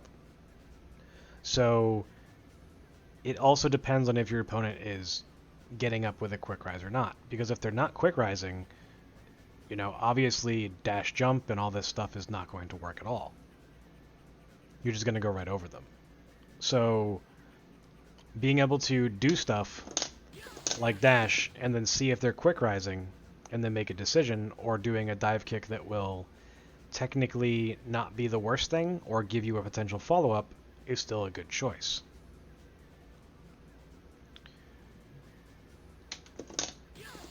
shoulder in general is something that is usually only going to be hitting your opponent for a launch when you're taking advantage of like fierce punch timings, or when you're taking advantage of your opponent dashing too much or walking forward without Hado walking. So it's hit and miss as far as how strong shoulder can be in neutral and stuff, but knowing your follow-ups is obviously going to be important. And this is just a lot of stage push, because from like essentially the corner, getting this puts Chun-Li like in the middle of the table. So there's less than like 30% of the stage behind her. And this is great, because if you dash up, you're in perfect position to get a throw or any knockdown to force the corner. Doing up kicks mid-screen can cause some problems. And the reason for this is because there's very little crossover between doing medium kick up kicks and roundhouse up kicks that will actually give you proper left-right set play. This is why a majority of the Yun players actually avoid left-right set play against Chun. On top of the fact that usually keeping Chun-Li in the corner is the easiest way to control her, so a lot of them will opt for situations where it's repeated decisions that just force rock, paper, scissors. And that second rock, paper, scissors will either get you the corner, or you're going to do something that specifically gets the corner off of the first up kicks. So what I mean by this is, let's say we do crouching medium punch into up kicks. I cannot dash here to push Chun-Li into the corner if I'm any further out. Whereas if I were to do medium kick up kicks, I can double dash here and I will still get a rock, paper, scissors situation. So while this isn't a left-right set play, it's still just as dangerous because you have high-low throw. Now, Chun-Li can negate this by using SGGK all the time, or not negate it, but reduce the amount of choices that you have that can be successful. But at the same time, doing what Sho does all the time is not always going to be the best case either. So when doing, the set plays that are like this, you still have some inherent risk to them. This sort of situation is very common, where you go for left-right. Now, I thought I was going to hit behind, but I didn't. And this is why, because it works technically in both situations, depending on how long you delay your dive kick, it is very potent. But at the same time, if you end up in situations where you're looking to mix up your opponent by doing something faster, I'm only +1 when I land, so there's nothing that I can do here other than throw. And that's kind of risky. You're basically looking to condition your opponent to expect the dive kick, and if they don't get it, hope that they're not throwing. The main reason this is used is because at the higher level that you go, there's no consistency between doing quick rise or no quick rise. Now, quick rising against this is very bad because obviously you have the left-right situation off of a bunch of things. And this is why some other players will opt for situations like this, where they try to at least build a little bit of meter while guaranteeing that they get their high-low throw. They get a little bit of screen push because of the quick roll, but it's not that much. It's a lot different than, say, something like this, which you're using the dash punch in order to push them to the corner. Some of the players will opt to go for different situations, like doing one crouching MP and then making their decision. Crouching MP dash punch, as an example. You get a little bit of meter and you get some more screen push. Dash, same thing, right? Or same sort of thing. You're building meter here. The meter that you're getting off of left-right set play is not consistent, whereas these situations might be. Whereas, you're doing something like this to set up other things. You're getting the dive kick, but at the same time, you can also delay your jump and hit behind, just off of the one crouching MK, or MP.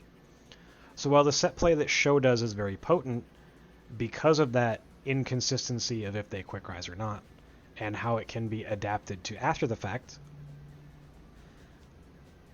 it's not the be-all end-all, right? And there's a lot of different variations on getting left-right set play. And this is why a lot of the time Chun-Li in general will not quick rise off of this. So having the ability to understand your opponent's tendencies is very important. On top of that, you as a player have to decide how you want to approach things. Do you want to approach with safety? Do you want to approach with gaining the maximum meter in mind?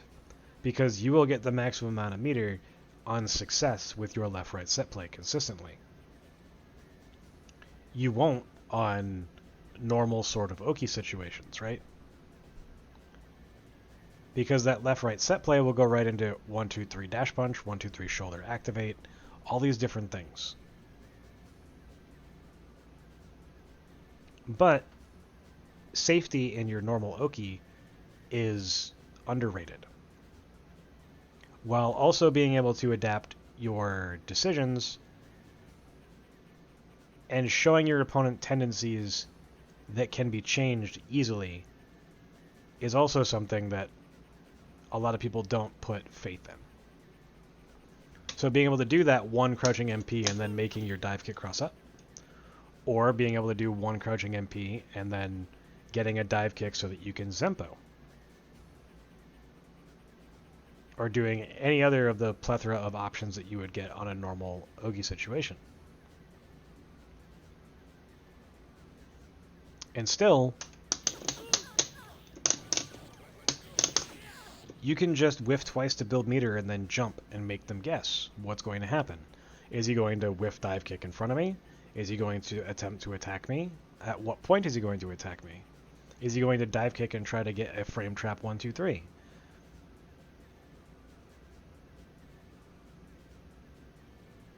Variance is important in all aspects, but because up kicks has so many different layers to it, it makes it a lot harder for your opponent to keep track of and keep up with.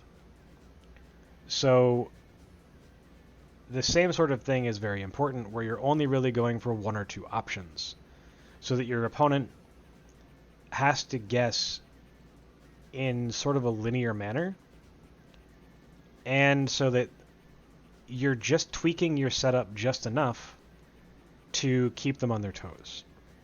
Because if you're doing a different setup every single time, you also have to think about the mental stack that you're putting yourself in. Knowing 20 plus ways to hit your opponent with a cross-up dive kick is all well and good if you can do them consistently without having to think. But if you consistently have to think about all of these situations, which is going to be very common, following up properly based on if your opponent actually quick rises or not may not be the most consistent.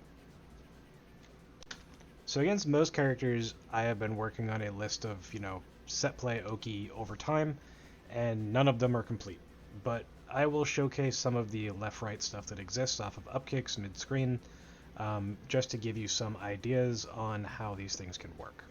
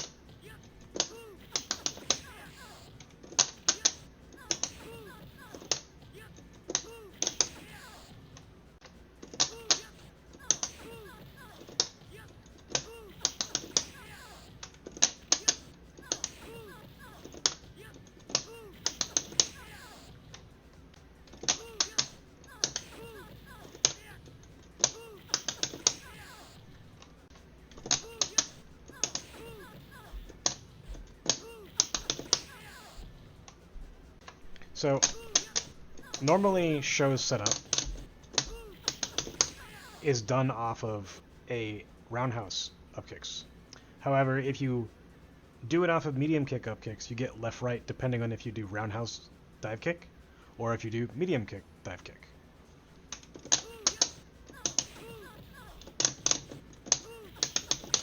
Now I mistimed the dive kick there.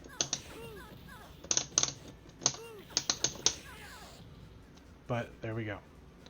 And this is very potent because there's a secondary option that you have that is similar to the crouch medium punch, stand medium punch off of medium kick up kicks as well, which is doing universal overhead. So if we do universal overhead,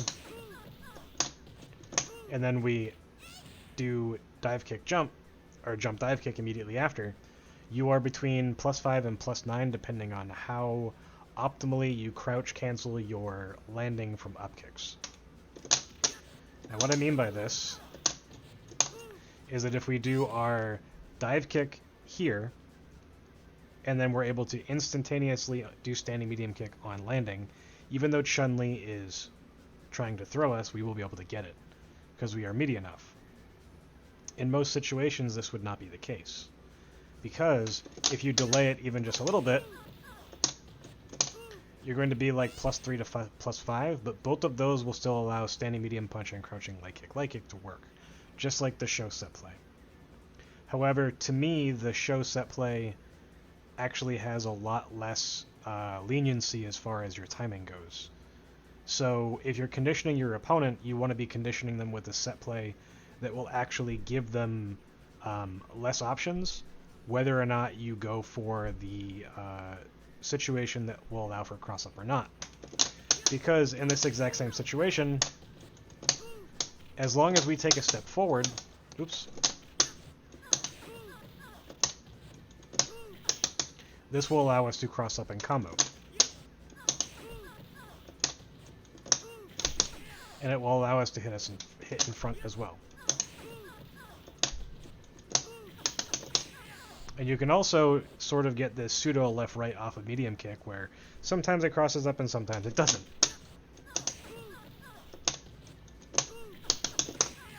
See? Front and back, same button. So using universal overhead is something that I don't think enough Yuns do as far as opening up their opponent, and I also don't think that medium kick up kicks are used enough. So here's an example of what I was talking about earlier. Even though she's trying to throw, standing medium kick still hits her. So this means that with this set play, if timed correctly, you get standing medium punch, standing medium kick, crouching medium kick, etc. So even though you get crouching light kick still, and you get close standing medium punch, you have access to both activation options in crouching medium kick and standing medium kick. So after a knockdown mid-screen, if you want to threaten with, left, right, high, low, then this is an option. And also, because of the timing that you're landing from this, you will actually be able to Zempo Chun-Li if you condition her to sort of like block in this situation, right? But if you super jump cancel, or if you do punch and kick for your Zempo itself, then you have a higher chance of actually getting what you want.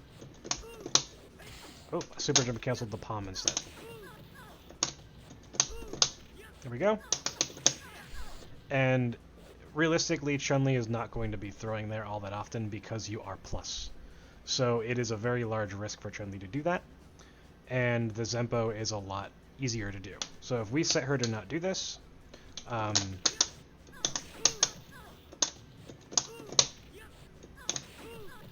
so you can loop the situation that way as well.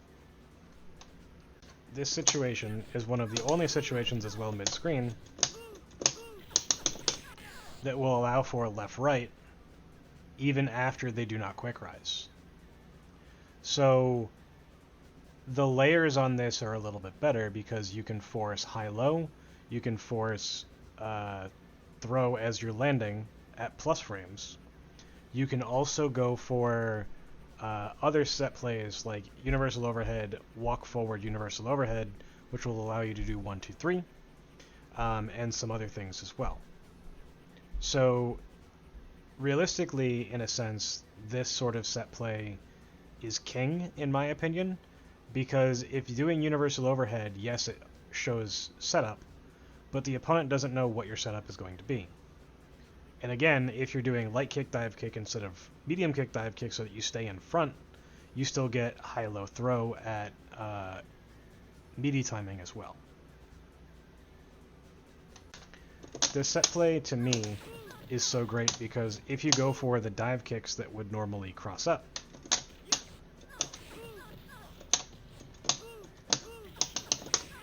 you get left-right.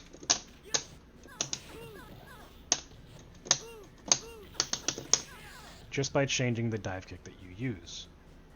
And this gets a little more tricky as well because you can actually whiff through your opponent and force a bad situation. The last thing that makes this situation so interesting is that you can make neutral jump, medium kick, dive kick, cross up, as well as hit in the front. So even you don't know which way you're going to hit. But you can also force it to whiff through to the other side, like I said. And then you get Zempo. So your opponent has to understand if you're going to hit or not. They have to option parry, and then they have to throw. Just to escape this one situation. And if they option parry and you normal throw as opposed to Zempo, they lose. So it's a wonderful situation that you can abuse the shit of against your opponents that decide that they don't want to quick rise at all.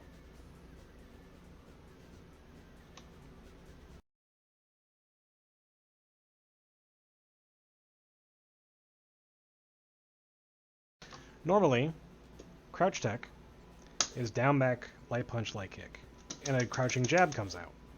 Now, if you were to do this, crouching jab is +4. So you actually get a frame trap off of this, either with far standing medium punch to push Chun-Li away, crouching medium kick, crouching medium punch, etc., etc., right? However, you can also buffer it into crouching medium punch. And then you can confirm crouch medium punch, stand light kick, dash punch. It's also useful because one of Chun's best moves is forward roundhouse. And when Yuns try to jump in, Chun's will either try to contest with a button, they will try to anti-air, or they will try to use crouching medium kick as they're landing as like a trip guard, right? If they're doing like dive kicks or whatever. So there is a way that Yun can deal with this, and while it's not always the most consistent, it is an option. So this delay crouch tech thing kind of sucks for Chun-Li, because if you try anything, it's not going to work.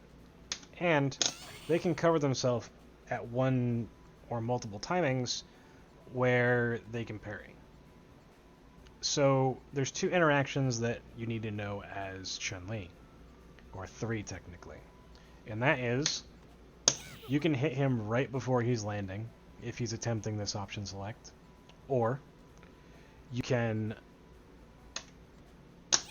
delay Kara throw in order to catch the startup of his crouching medium punch.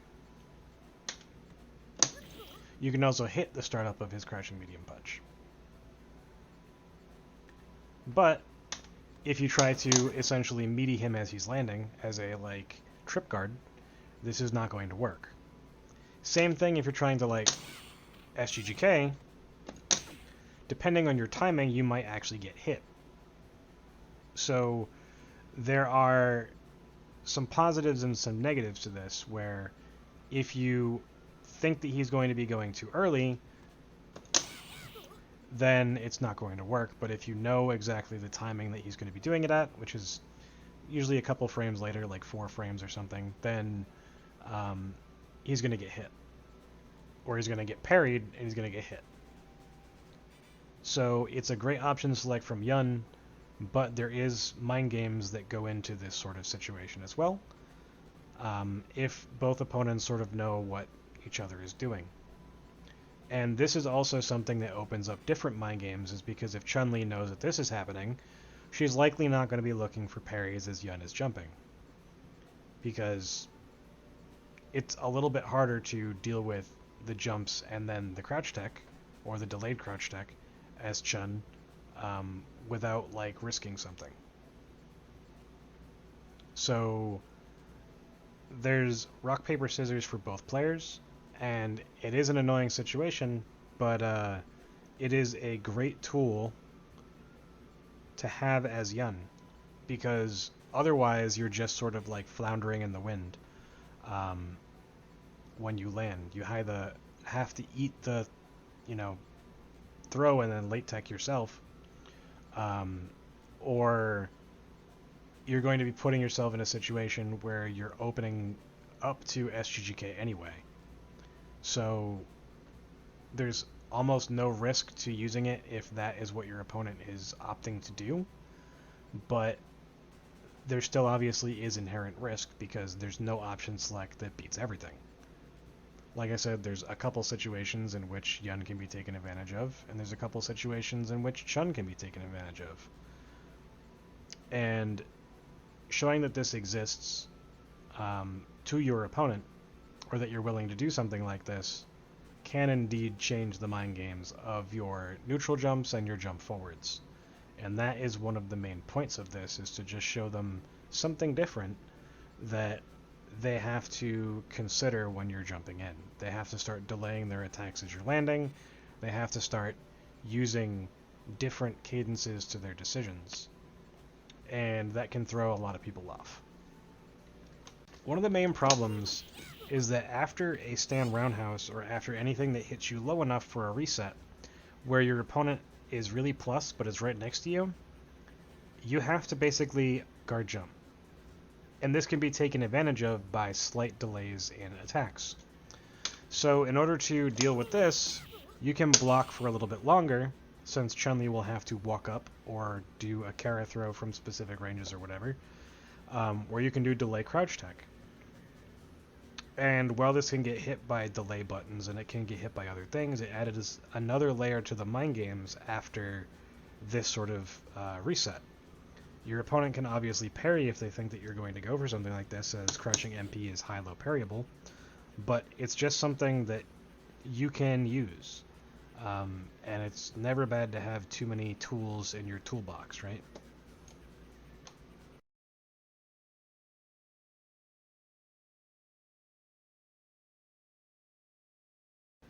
So in this section, I'm going to talk about the main enders that are used against Chun-Li, and then I'll talk about some of like the basic mix-ups that you can do off of them. So the first thing we're going to talk about is the basic ender, and that is up kicks, shoulder, Dakai, dash punch. Against Chun-Li, you can do medium punch dash punch, or you can do light punch Kara dash punch, or you can do micro walk light punch dash punch. Either of these work. The next situation is going to be where you do a dash punch, shoulder, palm, dash punch. Now, this is one of the more common enders. It's known as the Chun ender, but it is useful on other characters as well. I use this against Goki, Ibuki, and some other characters in certain situations. You can also do this off of Dakai, but when you do it off of Dakai, it's usually better to do medium punch dash punch instead of fierce, so that you get the proper timing on your shoulder. The next most common situation is going to be medium punch shoulder, Dakai dash punch, and this also can be done off of far HP, double shoulder, Dakai dash punch. You can also technically do crouching medium punch up kicks as a follow-up to your shoulder. This isn't as good as Dakai dash punch because it has more consistent set play afterward, in my opinion. However, you do have more positive frames to play with. This means that you can build meter and then still manage to reposition, rather than only getting one crouching MP and then being forced to reposition if you want to do so. You do get the better set play off of the Dekai dash punch in most cases, but that's because of the neutral jump timing that you can get off of a slightly micro walk forward, rather than the timing that you can get off of stuff off of up kicks. Now, against Chun-Li, she does have a ender that is not character specific, but it is very strong. Very few characters have this ender, which is if you can get the up kicks at the correct timing, you can do shoulder, palm, dash punch. You can also go for the hard ender.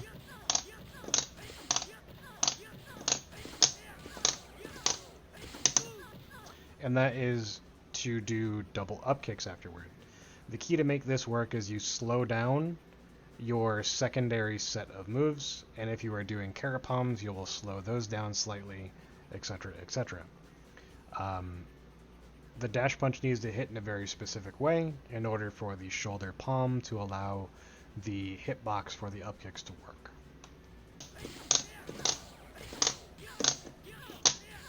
You can also get KO ender on her. However, this is very difficult and requires micro walk, heavy punch, dash punch to get the correct height for it, and you also need a slight micro walk on your palm before you do it, and potentially a slight micro walk on your shoulder. I don't suggest doing this ender. It is inconsistent.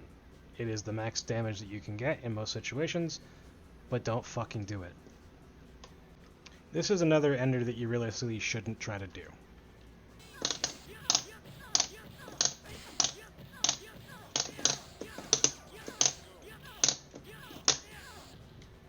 The reason why this is so hard is because essentially this needs to hit so that the last possible frame on MP shoulder is the one that connects and bounces her as high as humanly possible. And then you do this frame 1, and then you get another one frame 1. So while it's actually very good, there's only one person that I know that actually does this consistently, and that is Derun. And I don't know how he judges the height on this every single time, but I've seen him hit it way more than I've seen him drop it, and he doesn't go for it when he doesn't get the correct height. So unless you have this sort of ungodly talent, don't do this.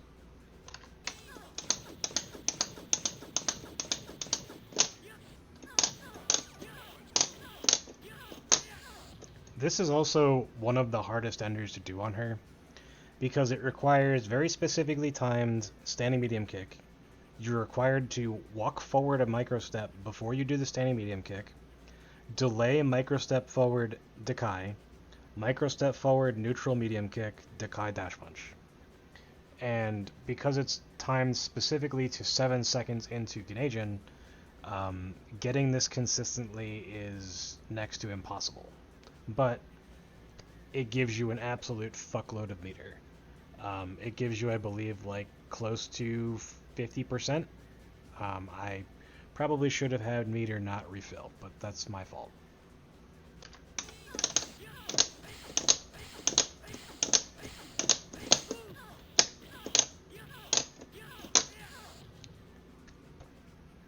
This is the hardest combo that you can do, basically.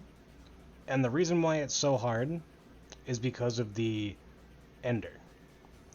You have to do palm, up kicks as fast as possible, micro step forward, standing medium kick at the highest height, Dekai, Dekai, micro walk, Kara dash punch. Now, the trick to make this work is that it's actually easier off of Kara palms than it is off of normal Ganejin.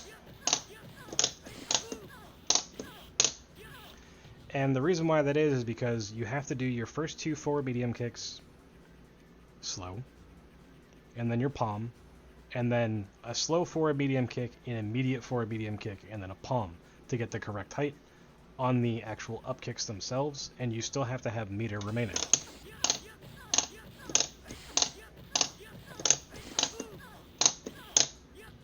And then you have to get the correct micro walk forward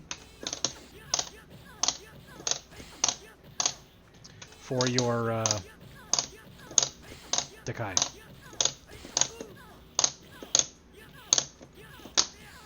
And it's really damn hard.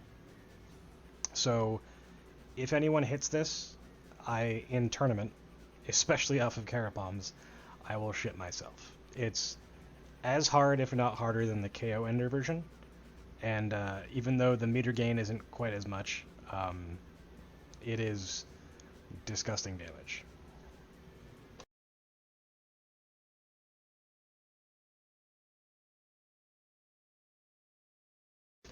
So against Chun-Li, you have a couple choices, especially when she's in the corner. The most basic thing is something like this, where you have standing MK, dash, standing MK, Dakai, dash punch. And this is like at the very end of her sort of Ganejin, right? Or your Ganejin. And you can do this early, and then do dash palm. And get something like this. Depending on your timing, you can also do stuff like this, where you do Dakai, and then you can follow up with your choice. You can follow up Dakai with up kicks, or you can follow it up with dash punch. Both of these are fine. While you can't get medium punch shoulder to like cross up, you can force situations into the mid screen where you're able to get set play off of your up kicks. This isn't normally used because keeping Chun-Li cornered is better. However, this is an option that is available to you, and it's relatively decent mid-screen.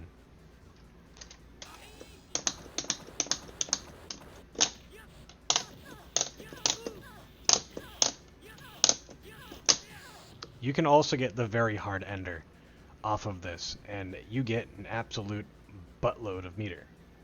42 out of 72 is a lot for any sort of situation off of a Zempo. And the damage is actually very good too, but unfortunately this is one of, if not the hardest ender that Yun has. So the basic things that you have are medium kick, up kicks, then you can follow up. Roundhouse up kicks, and then walk palm. You also have access to standing medium kick, walk palm, and then standing medium kick for medium kick stuff.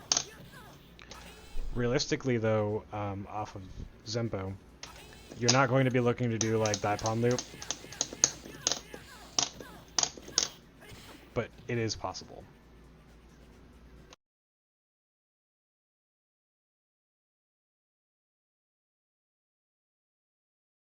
No matter what, Yun can threaten Chun-Li. However, crouching light punch is very interesting to interact with, because crouching light punch starts all sorts of frame traps. And these are also frame traps against Ganejin, in many cases.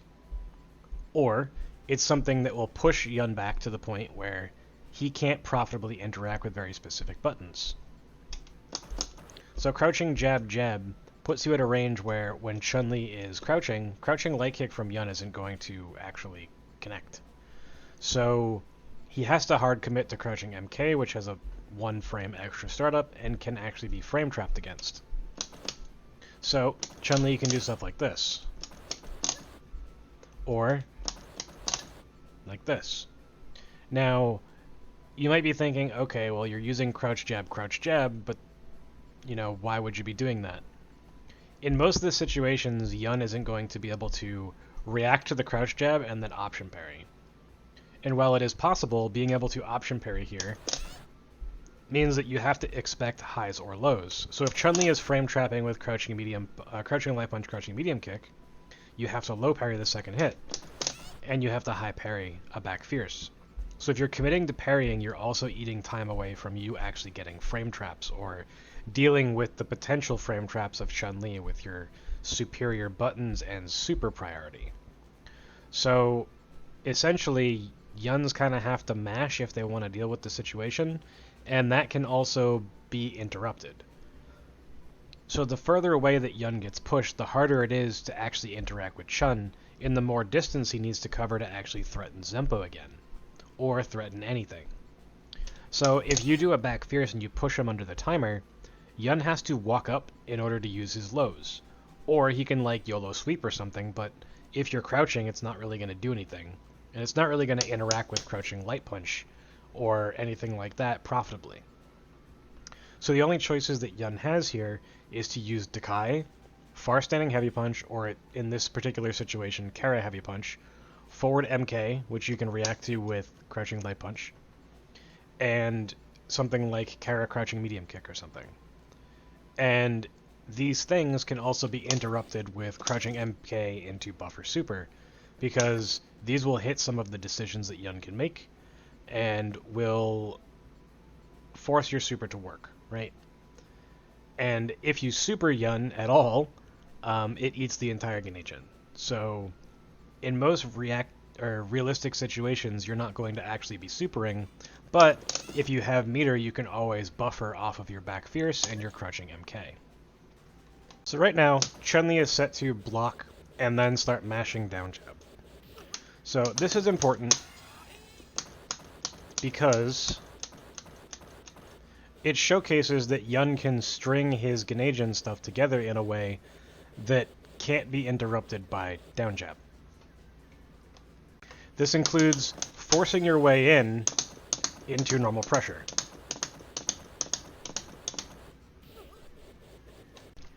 Essentially because if Chun-Li is using jab a lot, or mashing it, there are certain timings or certain moves that can force the jab to come out at different timings. So as an example, crouching light kick is plus 15 against Chun-Li. Crouching medium punch is also plus 14. So these moves will give you the least amount of time for Chun-Li to actually press the button if you're looking to go for like Zempo or if you're looking to do something else. But if you're using close standing medium punch as an example, something like this is only plus 6. So if the opponent is trying to deal with you setting up throws with your less advantaged buttons, close standing medium punch and standing light kick, then it's a lot easier to actually deal with because you can option parry here or you can use it as a way to frame trap her. So assuming that we go for our normal shenanigans, you can delay your decision and then just use standing medium kick, as long as you've recovery canceled. Now, if you go for the same thing, going up for like walk up down parry is a little bit harder to do. So you actually can't really walk after your decision, you just have to hard commit to your parry if you are in range and you think that Chun-Li is going to do something like this. So if you're doing normal pressure or whatever, right?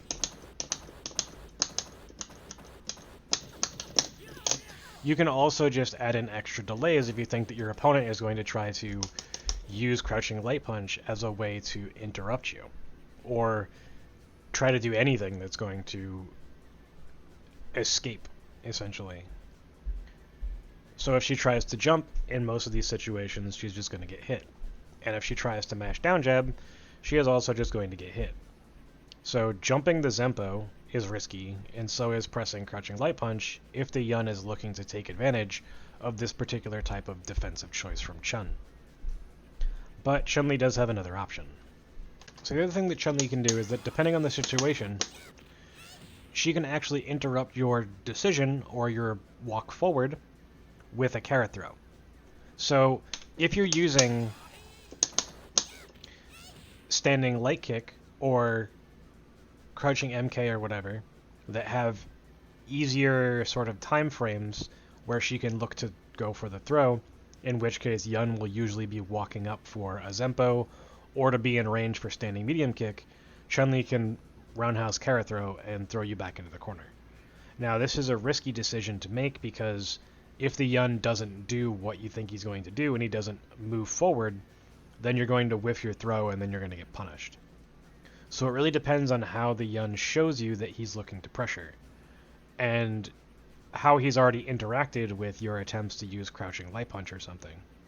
Because crouching light punch is technically just as risky, because whether you get it parried or frame trapped, you'll take damage, but you still have the option that you can actually hit Yun, Whereas the carrot throw is a lot riskier because if he's not in range, like to the T, and you whiff it, any sort of pressure that he would have done at that delay will hit you. So here's just one example of that. Going from normal pressure, you don't have to move forward in order to frame trap. You can use crouching light kick or crouching medium kick into something else. So if the Chun-Li is looking for the walk-up, then you're good.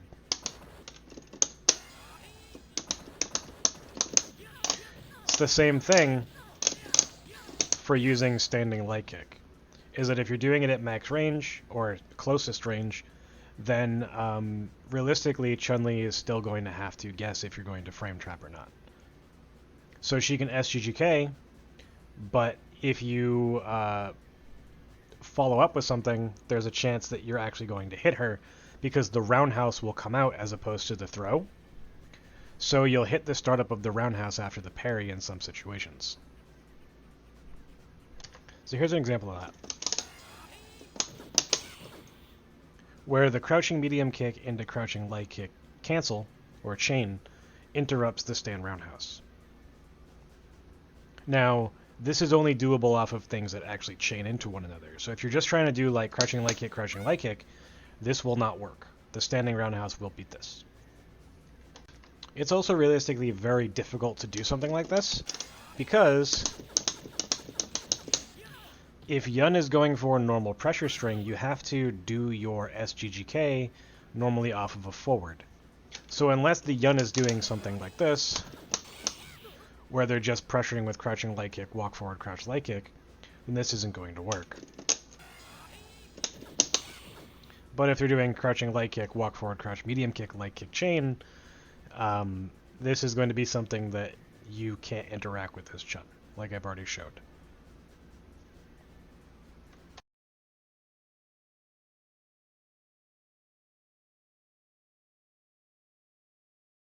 So frame traps are one of the most important parts of Ganejin in general, but especially against Chun-Li because of how strong her crouching jab is. Now, certain moves have different distances at which being frame traps is easier than others. So we're going to talk about normal pressure first, and ways that you can vary it in order to get that sort of crouching light punch to come out faster if they are looking for you to be looking for Zempo and they're starting to mash or something, and then we'll go from there and go for a little bit more complex things. Off of normal pressure, there's two ways that you can frame trap. You can delay your walk forward so that you can hit her,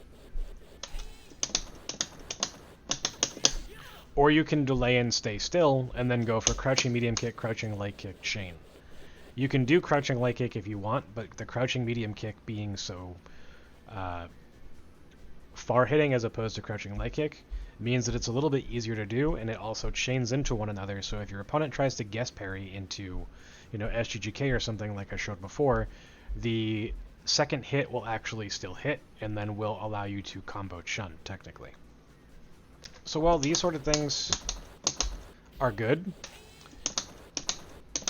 one of the problems is that you have to be very precise with how you're actually frame trapping and the amount of movement that you're using if you're not using this one, right? Where you're looking to use your other moves at a distance that's far enough away to hit the startup and still function. But when you go forward, you risk them actually being able to crouching light punch you if your timing is not precise. This also means that you are susceptible to being thrown. So whether you're going for the frame trap or you're going for the Zempo, it doesn't matter. Your opponent is going to be able to interact if you're not on point with your execution as far as your frame traps go, either timing-wise or movement-wise. So close standing medium punch is a very important button. Because it's only +6, it's really easy to actually get your Zempos and frame traps off of this. So, because there's less time that your opponent can react to you coming forward, they have to be mashing or anticipating it, reacting to you ending with this button is very difficult because of how less plus you are compared to other buttons and how close it leaves you to her. The other thing, though, is that you can actually walk back a step and be out of range of her crouching jab. So you can very easily use space to manipulate if you're going to be able to frame trap her as well. She has to now react to you walking back, rather than preemptively pressing a button thinking you're going to be walking forward. So you can also really easily use the standing medium punch to get a frame trap off of the walk forward, because you have to walk a lot less than you would off of something like crouching light kick. So even though I'm trying to frame trap Chun-Li, the amount of time that you have to walk up and press another button and still keep her in block stun is obscene for crouching light kick in comparison to the standing medium punch. Because, like, if I'm doing this correctly, I have to add a lot of delay before I even go for the walk. Whereas I can do frame traps off of standing medium punch with just barely walking. This also means that it's really easy to go for stuff like standing medium kick as an interception to your opponent doing crouch jab or trying to throw you off of this exact situation if they are looking to try to react after a close standing medium punch, if they're capable of doing so. There's still that rock, paper, scissors of, is he going to frame trap me with a high? Is he going to frame trap me with a low? Can I parry? Should I parry? Should I press a button? All that stuff. So the fact that there are, basically like a 4 or 5 way guess off of this makes it very difficult for your opponents to deal with. So crouching MK is a weird tool. And the reason for that is because, while it's still pretty plus at +9, it's obviously less plus than close standing medium punch. So if you're looking to use it as a tick and then make a decision, you have to wait a little bit longer before you can actually interact. Now, this is important because you have more actual distance to traverse after a crouching MK if you're ending strings with it over a close standing medium punch, because you may or may not be recovery canceling. And if you're not, you have a little bit easier access to covering distance walking forward, where you can't really be thrown, but you can be crouch jabbed and you can also frame trap. Crouching MK also has an extra frame of startup. So this means that it's a little bit easier to use this as a frame trap tool, because in situations where you're looking to cover more distance, crouching MK will cover that more distance at the cost of 1 frame of startup. It's a lot easier to combo off of crouching MK because you get access to that reverse beat combo, or the reverse beat chain. So when doing normal pressure and you end with crouching MK, it's a little bit easier to go in and walk for another crouching MK, crouching light kick, because you can confirm off of that a lot easier than just doing, crouching light kick, walk forward, crouching light kick. There I didn't even walk forward the second time. I just did crouching light kick, delay, crouching light kick. But you have to hard commit to that sort of decision. And if you're going for something like this, it's a lot easier to hit confirm off of the 2 hits than it is the 1. So being able to have an extra frame of startup, which makes the frame trap slightly easier in a lot of cases, due to your plus frames, you're able to use this as a tool to actually confirm quite a bit easier inside of your pressure than it would be just to use other tools. And it also gives you the correct pushback to actually threaten with far standing HP or something instead, rather than like needing to confirm into like a far MP into Dekai or something. The other thing about crouching MK is it's very, very easy to go into the quote-unquote show confirm, where you do crouching MK Kara Fierce, because you can delay and then do a micro step forward from a far distance in order to actually go for the crouching MK.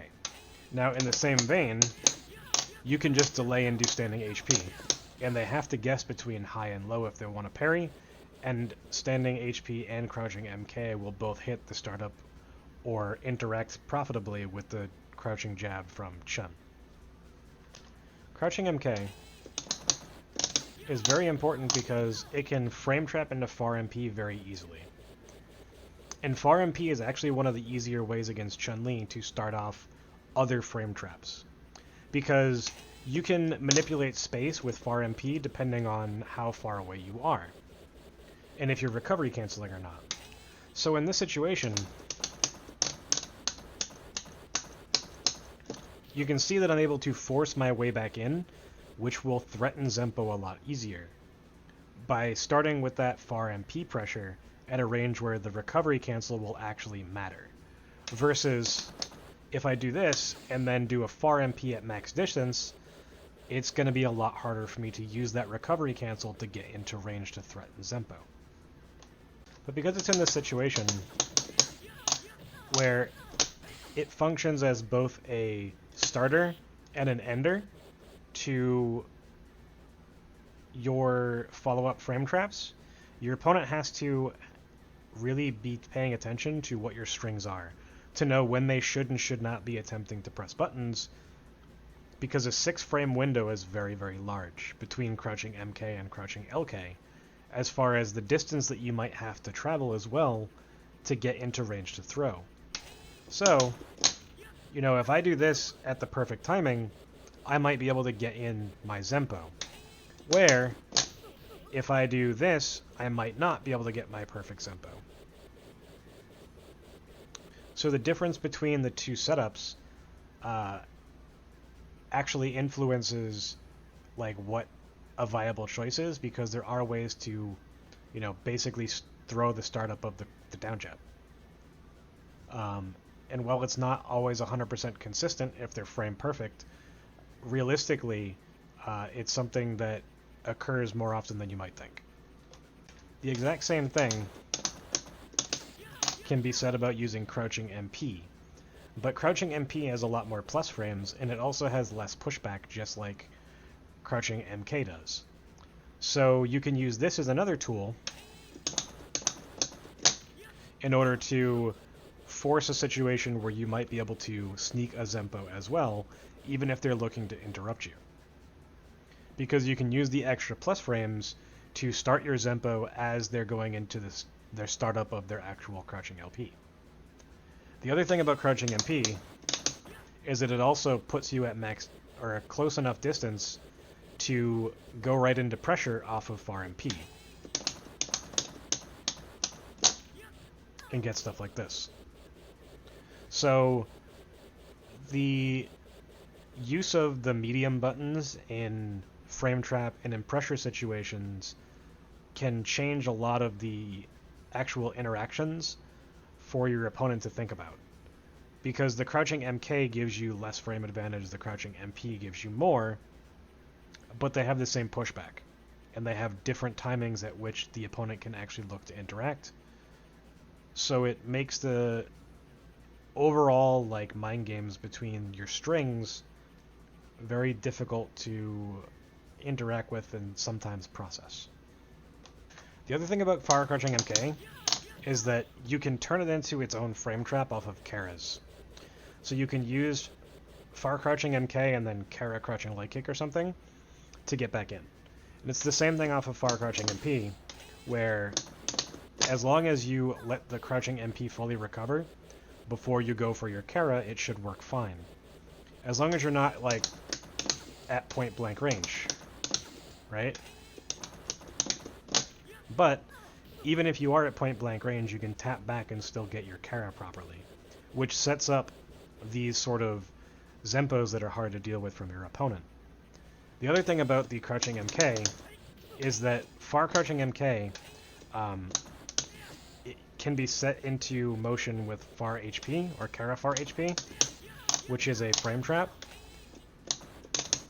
and also walk forward standing medium punch is very easy as a frame trap as well, just like it is off of close standing or close crouching MK. So while you have access to all sorts of things, you are looking to be able to get back into range of Zempo. And in situations where you're able to get something like this, that actually opens that up. Standing light kick is only 3 less frames of advantage than crouching light kick is. But it makes it very easy to do stuff like walk up, stand MK. And it also makes it very easy to add in option parries at these distances, specifically into your follow-up frame trap. So I can do down parry and then walk forward, stand medium punch, crouch light kick as a sort of frame trap as well. Where if they're looking to press something immediately, they might get hit. And if they're trying to stop you from doing something at a delay and hitting you on your way up for a Zempo, they will also potentially get hit. Standing light kick is also a very important tool for frame trapping from far away, because you have to walk forward to get into range to Zempo. And it's most common to use something like this to set up your Zempo.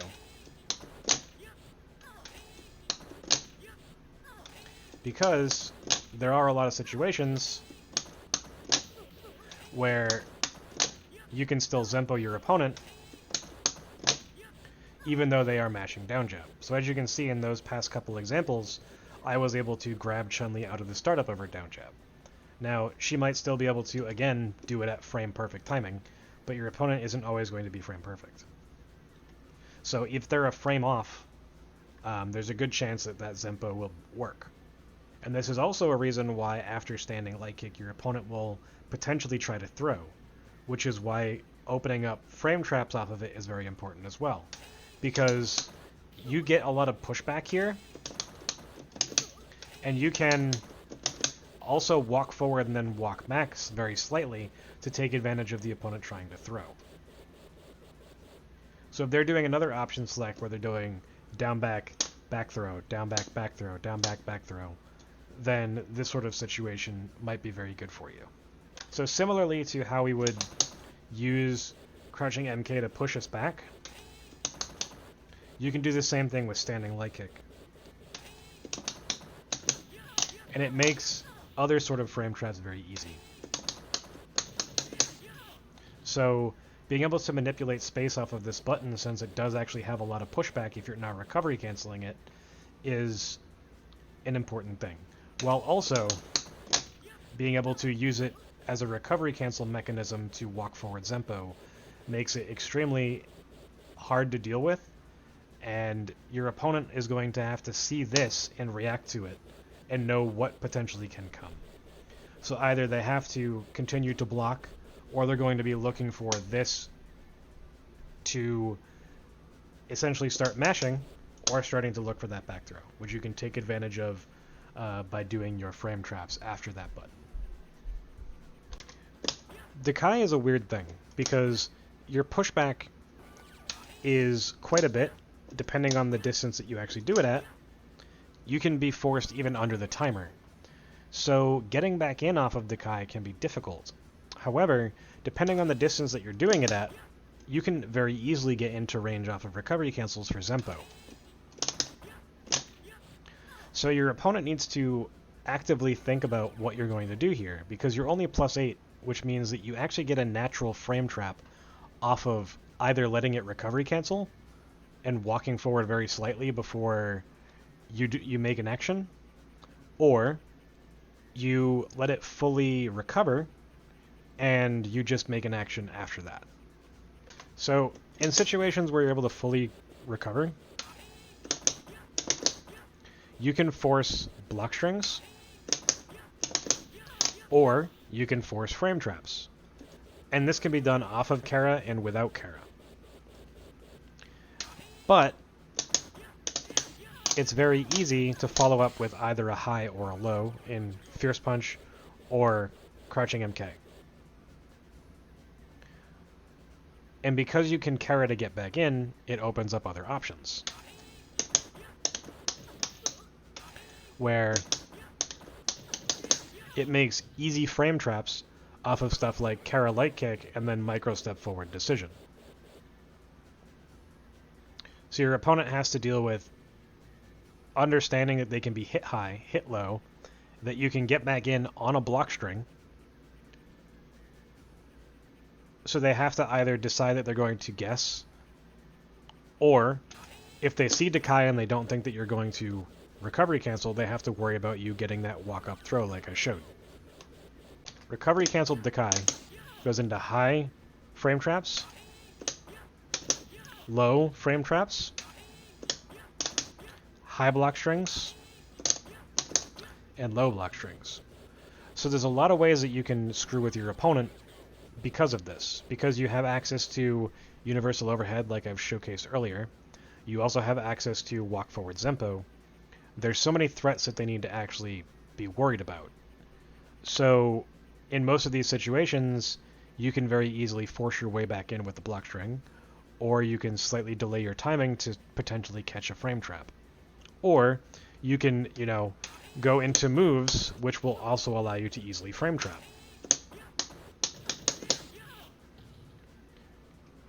This move is kind of underrated as far as its utility. However, in a lot of these cases, after this move, because it's not really all that plus compared to everything else, your opponent might look to guess.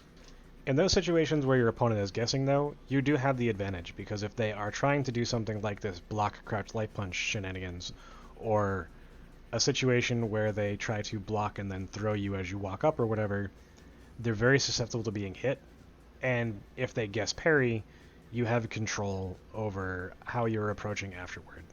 So if you're not being too consistent in your follow-up strings, it'll be very hard for Chun-Li to actually deal with post-Dekai options. So this is something that Chun-Li has to know exists, and probably no Yun outside of me is really going to do this.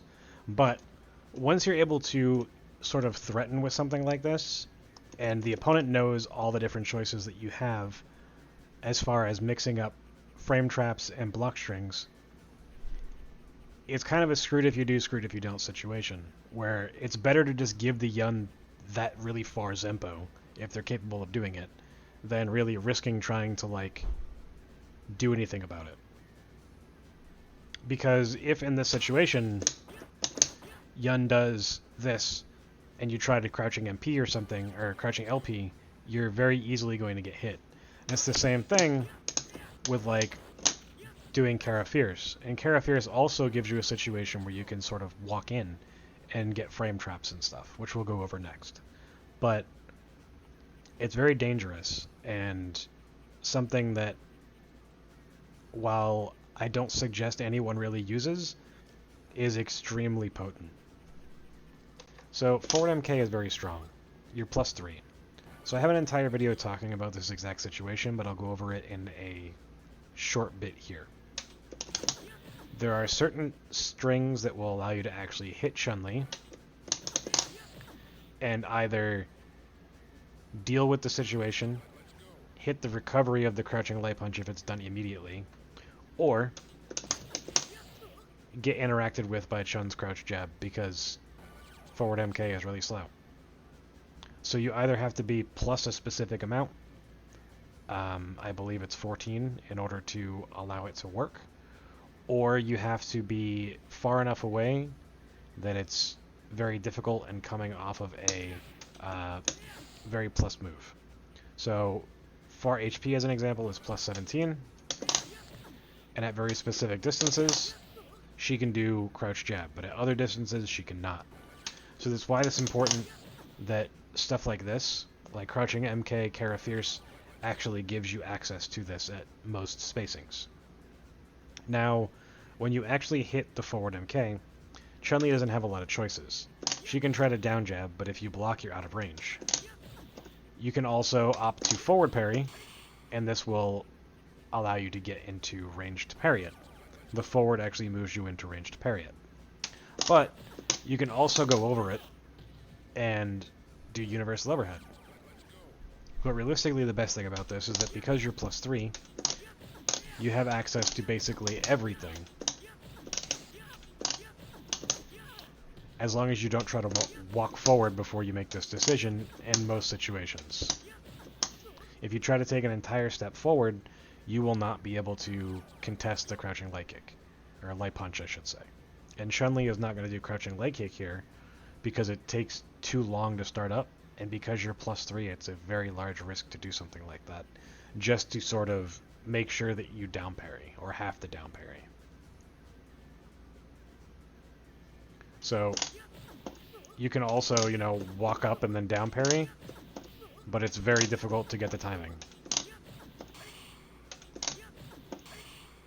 And it's not really recommended to do that, because if you want your parry, you just tap forward.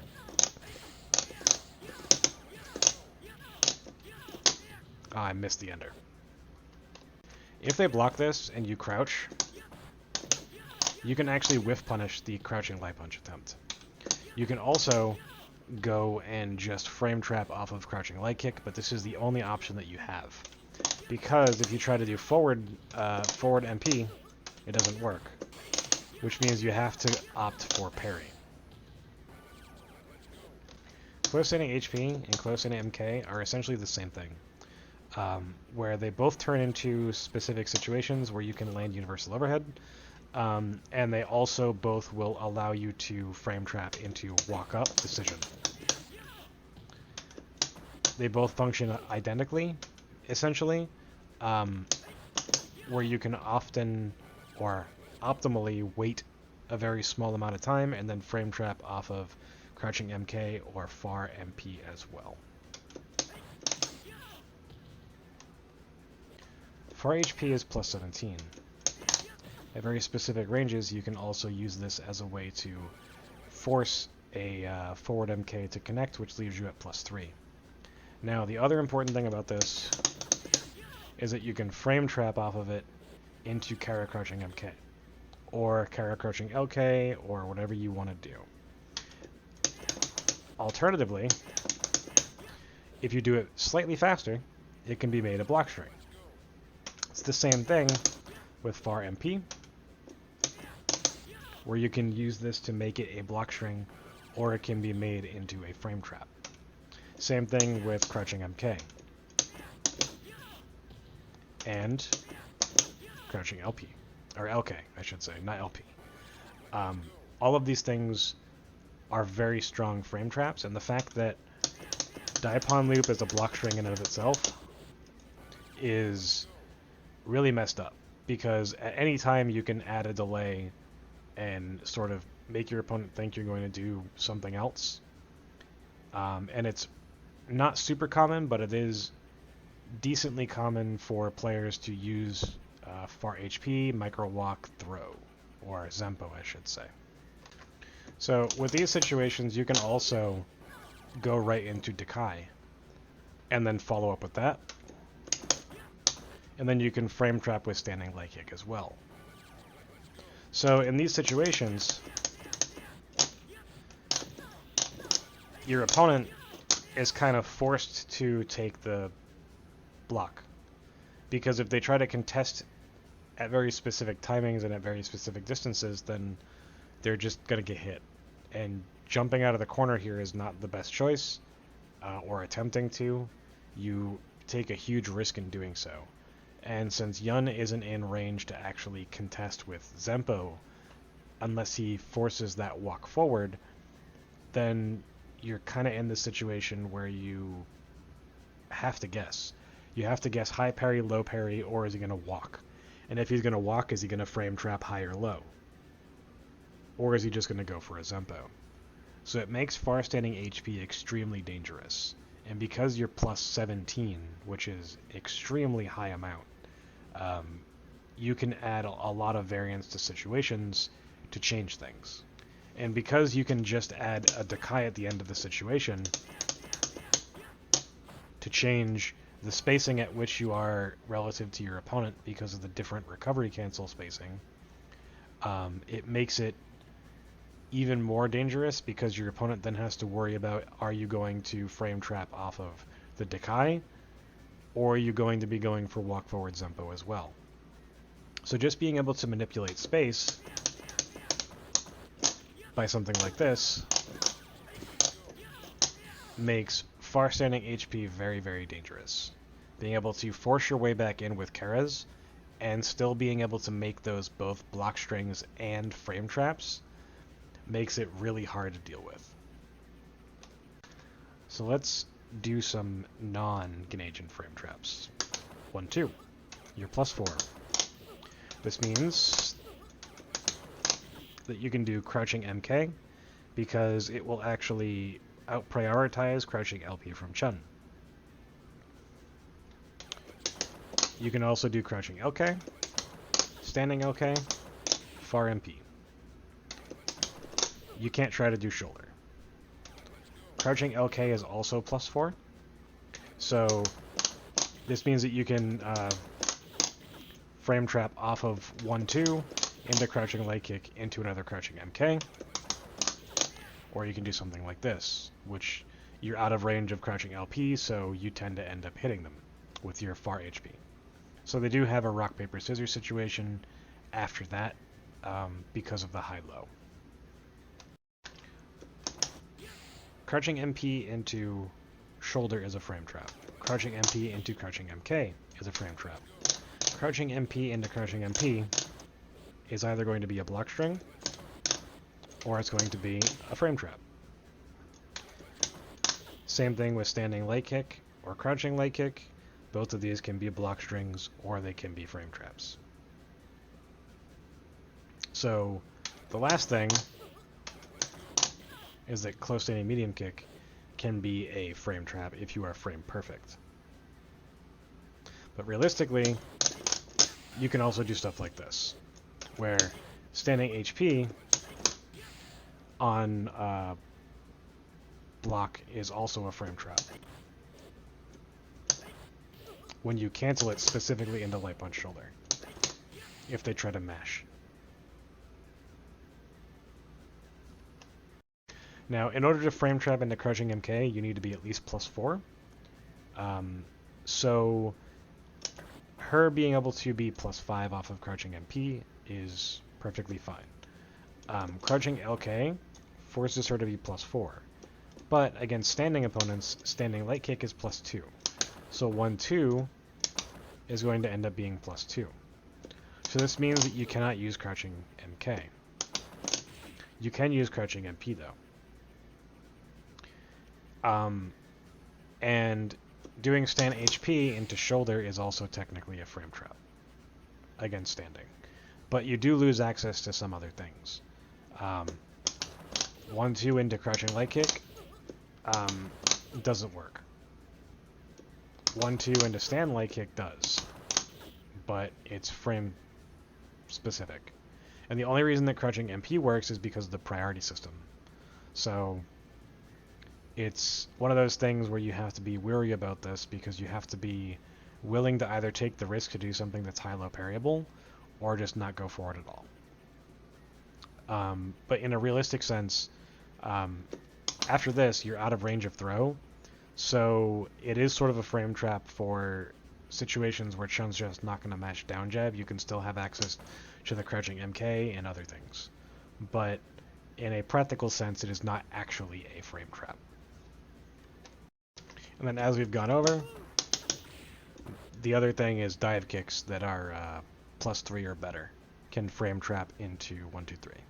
Or other situations where you can go into crouch short short if you're a little bit more plus, or if you are able to go into close standing MP at specific ranges.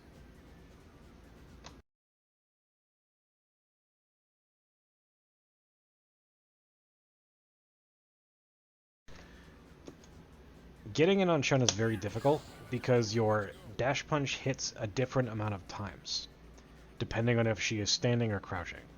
So as we begin, we're going to look at standing. Now, she can just backdash, backdash, backdash, and deal with your dash punches, basically. Where if she is already at the back of the stage, she can backdash and you can't follow up unless you do like specific setups as far as doing like medium punch to pull the stage to a specific point and then like Kara Fierce in order to get one hit, etc. It's very complicated. So a majority of the time when you're actually looking to get in on Chun-Li, you're going to be doing it with jumps with varying timings on your dive kicks as well as looking to get in with jump medium kick, and then super jump forward decisions. Because Chun-Li can jump back and she can backdash to deal with Ganajin just like any other character can, and depending on how you're actually activating, you may or may not be in a situation to actually force anything. So this is also why Crab Walk is so important, because it allows you to get into range to where you can shoulder and where you can do dash punch. Now the problem with shoulders and the problem with dash punch as well is that she can crouching MK these and super you as you're like starting up or landing from them essentially. So even if you're manipulating space to do this at the correct space, if Chun-Li times a crouching MK at the correct timing, you're still going to get supered and die. So it's one of those things where you have to approach Chun-Li differently depending on how much meter she actually has. So the more meter that she has, the safer you have to be, using crab walks, jumps, etc., etc. It also depends on how the Chun-Li specifically likes to go about getting away from you. Do they like to backdash? Do they like to jump? Do they like to walk? Because if they do like to backdash, you can force situations where you can actually hit them with a profitable dash punch. But to set that up is inconsistent usually. So doing things like dive kick, or dive kick while she's backdashing can set up situations where you get like medium punch, dash punch to hit once, right? Now, when Chun-Li gets to the corner, she's eventually going to jump off the wall. Like, it's just a given. Most Chuns are not just going to go to the corner and crouch. Like, it makes no sense. So being able to hit them as they're jumping is very important. Or understanding when your Ganajin is low enough that you're not realistically going to get anything off of it, and to just start building meter again. So when you're activating as well, activating off of far MK, you don't really have a lot of choices here, right? I have a video specifically going over the risks of activating off of crouching MK, and it's very, very risky against Chun-Li, because even though crouching MK on block is going to end up being off of activation, you know, where you're +5, you're not in range here to really do anything. So activating off of anything that's not like at this distance, where you can walk into a standing MP or something, or walk into a standing LK, or a crouching MK into Kara Fierce or something, that is a very, very, very slight micro walk, you're not going to get much from it, because Chun-Li can just backdash after the fact, and if you're not prepared to just shoulder or something to catch the backdash, she's just going to get out of dodge. Yuna set to dash punch. Here, it will hit me twice, and it will be a little bit hard for him to actually combo off of this. Whereas if I'm crouching, it'll hit me once. So this is sort of the ideal spacing, because if I delay and then I walk back a step, it'll hit me once, and then he will be able to confirm off of this, either with a combo or with a block string, because he is plus off of this one hit. But at this spacing, he is going to end up hitting me twice, which means it's a 2-parry thing. If I walk back, it's going to be 1 parry, and I know I can back throw and then immediately get away. Or I can parry and then crouch MK super. Now the other problem is that if I backdash, I can crouching MK him in some situations. So like if I'm already here, I know that I can do this. Now, if I just walk back, I can also do the exact same thing. So this is why that dash punch is so scary. And the other thing is that I can just do crouching MK and hit him and then run away if I hit him at the correct timing. And it's the same thing with back HP, where back HP will just hit the dash punch. If Chun tries to do like standing HP though, it actually gets hit, and Yun is forced into this weird situation where sometimes he can be plus and sometimes he's not. You can also try to sweep and put yourself in a bad situation. So The only choices that Chun-Li has here is to back fierce or to do crouching MK at different timings. Or honestly, just run away, either with backdash or whatever. But, you know, the closer you are to Yun, when he activates, you can just parry on the way down. It's not a big deal. And in most of these situations, Yun would have to do something like a light punch dash punch into a medium punch dash punch or something else in order to catch me. Because even though this is like the optimal spacing for Yun to be when he does his dash punch, for it to actually hit, you have to not be moving as Chun for that to work. So even if you like start to walk backwards a little bit, there's nothing that Yun can do. So he has to either crab walk into range to make the dash punch even worthwhile, and even then, when he does that, he puts himself at risk at like giving you the correct timing on the parries, or forcing you into a situation where they know it's going to be 2 or 3 hits. So if they can position you properly, and you always go for that sort of a follow-up or entry, then you're going to get screwed. You have to jump sometimes. You have to do other things. You have to crab walk, you have to Kara sweep, you have to do all these other things. Dash punch is not the only answer.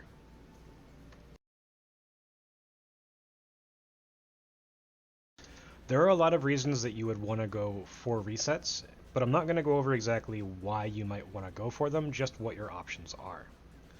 So we're going to take a look at a couple resets, 2 for mid-screen, and probably 3 for the corner. So the first thing we're going to talk about is universal overhead. Now, this has a few options, but they are not as good as some of the other resets that do exist. And the reason for this is because in the corner, this hits very low, so you have a small amount of time that you can actually interact with your opponent.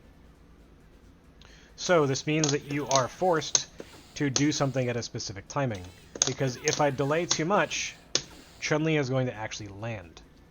So off of this, you basically have to do an instant decision, or you have to let them fall and then interact with them when they're on the ground. So when you actually reset them, you have access to all of your specials. You have dash punch and up kicks being the 2 best ones. Now, depending on which up kicks and when you time it, you'll either get 1 hit or 2 hits like I just showed. The first one only hit once, the second one hit a second time. So because of the timing variance, the opponent may or may not actually like get the second parry. The next important thing is that because she's so low, you have to act immediately after. So if Chun-Li is going to parry, it's usually going to be a double parry to deal with something like this. And the other things that you can do are like standing medium punch, standing fierce, close standing fierce. You can also just do close standing fierce, and depending on how you time it, will either hit them as they're landing and get 2 hits and force a rock paper scissors situation off of it, how plus it is, or it's going to be a situation where it hits them once or twice depending on how you time the actual Kara. So these timing variances are very important because stuff like this forces parries at one specific timing. And stuff like this forces a different type of parry, which is immediate. You can also compound this by doing the medium punch light kick sort of mash, and the lower she is when you do this, the faster she has to parry. So by doing this, you can also set up standing medium punch into a delayed decision. So doing something like palm is very strong because you can immediately go for a palm in this situation as a reset, or you can do standing medium punch into standing medium kick, which has a slightly faster timing than this standing medium punch delay palm, which will often catch your opponent. On top of this, you can also whiff crouching light kick to change the timing for the standing medium punches as you're going to do them. So you can also do like standing medium punch as like medium punch light kick, and then go for a low and then decide what you're going to do. You can change the timing by letting them fall. You can also change the timing by doing the 2-hit move and close standing HP. Or you can obviously just go for another thing like standing medium punch, standing medium kick, if you're doing your overhead early enough that would still give you the time Ganesian-wise to do something like that. So the next thing is Kara standing medium kick, or just far medium kick in general. Usually this is followed up with jump forward MK, but you can also follow it up with jumping HP, and you can also follow it up with jumping MP as well. And they all sort of have slightly different timings at which Chun-Li becomes active. Now, the important thing about the Kara standing medium kick into super jump is that Chun-Li is really high. And depending on the situation, right, you're going to end up with the opponent high enough to where you can actually get a lot of variation on the timing of your closed standing medium kick. Now, because you have so much variance in your timing, more than you would have off of universal overhead, it can really mess with when the opponent has to parry. Because if they parry too early, they're locking themselves out on the way down. So there's a high timing, a mid timing, and a low timing, all of which will still launch, which makes this incredibly hard to deal with. There is one important difference with super jump and normal jump for your jumping MK. As you can see, when I went to the other side, I shouldered on the opposite direction when I wanted palm. Now, this means that if you do normal jump MK, there's also different timing variants, right? So the timing here is a little bit more similar to the universal overhead. So your opponent has less timings that they have to actually worry about getting hit. But they can still be hit at, 2 or 3 timings for the standing medium kick as well. So if you're wanting to do things like use dash punch and stuff like that right as they're about to hit the ground, then you have to do normal jump. But you get more timing variance on your standing medium kick and your, close standing HP, your standing MP, etc. when you do the super jump, because she's so much higher. So one of the important things about this setup is that as you're landing, you have the ability to either Zempo, or as she's landing, you have the ability to Zempo immediately, or you can interact with the opponent. So you have high-low throw, and they're forced to guess, and Chun-Li doesn't have anything that is really a strong guess here.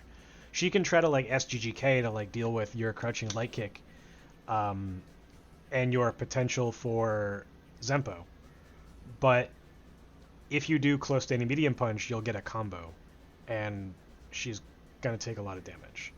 So in these situations, you also have access to just letting them fall and then palming, which would be out of throw range in most situations.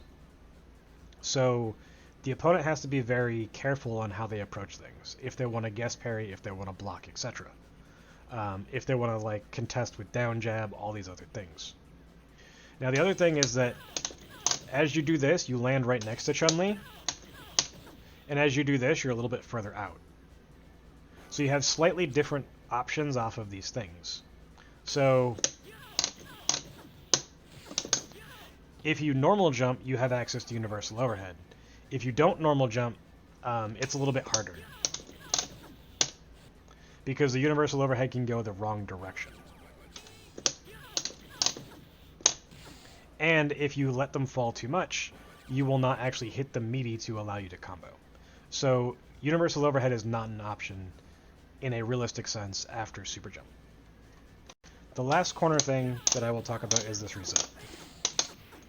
Now, this reset is difficult to do because there is the very specific timing requirements.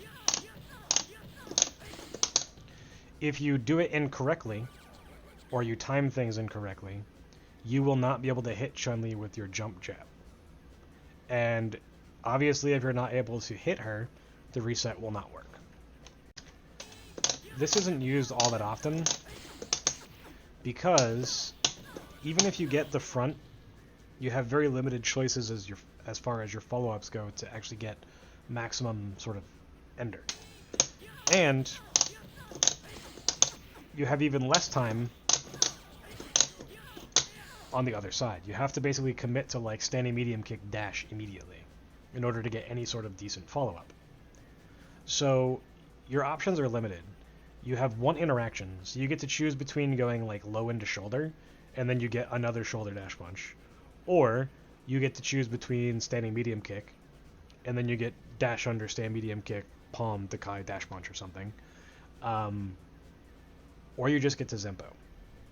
And obviously if you Zempo at the end, you may or may not have the timing that you need to actually get an ender off of it.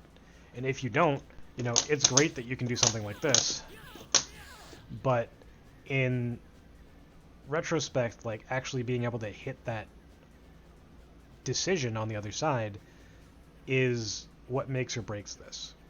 So it's good in very niche situations. And yes, you can control the left-right, but because there's so much specifics as to making the reset actually work, you really have to decide how you want to go about it. And getting it to work off of stuff like Carapalms or single forward medium kick palm is also a little bit more difficult, because getting the actual height and spacing requirements that you need to be away from Chun to interact with her at the correct timing with your jump light punch is not that easy. The only other choice that you have in the corner is walk that, and then if you do your cross up at the correct timing, you will actually get a high-low throw. It's a little bit risky though, because if you go for Zempo at the wrong timing, you're just going to get thrown. And actually getting them back into the corner would require like standing medium kick Dakai or something, and in most situations it's not great. You also have to actually hit the palm walk crouching HK very early in your Ganejin to actually get a follow-up. But you are still going to be like +5 or +7 when you land from a light kick thing. So you can easily use crouching MK or far MP or something as a way to like mix things up. But you are going to be susceptible for throw if you do try some other things, especially if you're not like 100% on point with your timing of your attacks after you're like pseudo recovery canceling the dive kicks. So mid-screen we have a couple options. We have the universal overhead, which actually requires you to walk forward and wait for a specific timing, otherwise close standing medium punch will come out, you won't actually get to interact with Chun-Li at all. Then we have a shoulder interaction, which is jump MK. So this is mostly done off of stuff like shoulder, shoulder, jump MK, right? It's relatively simple. You have essentially two options as far as, or two timings at which you can really interact with your opponent. And on top of that, like once they land, you have two sort of interactions before you're forcing them to guess if Zempo is coming or not. So you have immediate Zempo, you have slight string into Zempo, you have tick into Zempo, etc. So all these are relatively good. And then the last thing that you have is this, which is something that Sho uses quite a bit. And it's decent in the sense that your opponent is knocked down into a hard knockdown state, and then you actually get a follow-up. The main problem with this situation to me is that consistently getting the sweep is all well and good, but timing your dive kick differently so that it either hits in front or whiffs at a timing where you can still interact profitably is relatively difficult, because you still only have that 46 frame gap that you would get off of a sweep in a corner, like I talked about a little bit earlier. So because of that, you have very limited time at which you can actually do things, and you either have to commit to like jump forward roundhouse dive kick, which is gonna, you know, hit very low, or jump forward into an attack or something.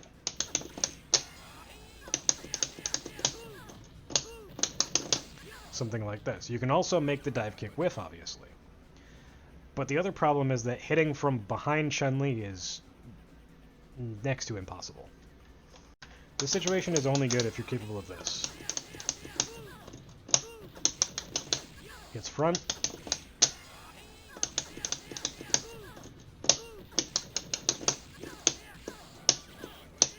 Hits back. Now, this is very hard to do consistently because depending on your jump timing, you might actually whiff through and then you're negative. So this isn't going to be a guaranteed situation. And it's one of the things that makes this set play sort of real but not real, because the opponent has to react to you going through them to be able to do anything about it. And while it's not easy to go for the proper left-right timing, it still does exist. Now, the other thing that's important to understand, though, is that depending on how you do your sweep, and depending on how you time your Kara Fierces and how many recovery cancels you actually do, you will have different pushback because of the screen pull. So as you can see here, I'm 213 pixels away from Chun. Here I'm 220 pixels away from Chun. This is why getting the cross-up is inconsistent, because unless you have the exact same timing on your Daipon loop into sweep every time, you're not going to get the exact positioning that you need. And this is the exact same regardless of if you're in the corner or if you're mid-screen. The timing variations in both your Daipon loop and your jumps matter as far as making this work. So it's not a true left-right. It's sort of like this hybrid, how am I going to mix you up? Am I going to do super jump, light kick, dive kick? Am I going to cross you up intentionally to be at a throw range and then whiff punish your throw? There's a lot of ways that you can interact with this exact situation. But because it is a hard knockdown, your opponent does have to respect all of these choices. The reason why Sho is so successful with this versus other players is that most players do it like this, where they do micro step forward sweep. However, Sho does it with a Kara. So as you can see, without the actual Kara, I am left at 226 pixels away from my opponent. The problem with doing it as a Kara, like this, is that even though it puts you a whole, like, 25-ish pixels closer, in some situations, where this is at 198, the timing at which you have to do Daipon, Daipon, Daipon, Kara crouching roundhouse is actually obscenely fast. So a lot of times you'll actually mess up and get up kicks if your execution is not immaculate. This also means that if you are off by like a frame or two, the sweep isn't going to work. That's why like most players will do the sweep off of walk forward crouch, is that even though it puts you a little bit further away from Chun, it is more consistent. But you lose left-right opportunities because the way that Sho does it, he actually uses super jump light kick in most situations. So one of the reasons why Sho is the only one to be able to do this is because it's hard to get the sweep, but also in that situation, could you tell if it was going to be left or right? That dive kick happens at one timing, but usually only hits front. Getting the light kick to actually hit on the other side is difficult. However, if you do the medium kick, you're outside of throw range, so your opponent has to like hard commit to like crouching light punch or something to even interact with you. So it's one of those situations where they have to be ready for the actual follow-up. However, they do give up the opportunity for left-right with super jump forward, medium kick, dive kick. Because when you're too close, in this example, like I'll just do this, right? So it's 209 versus like 220 something. The jump forward, medium kick, dive kick can hit front. But because she's too close, it can't actually cross up. If you do the immediate super jump and you go for like a delay dive kick, that dive kick's not going to cross up.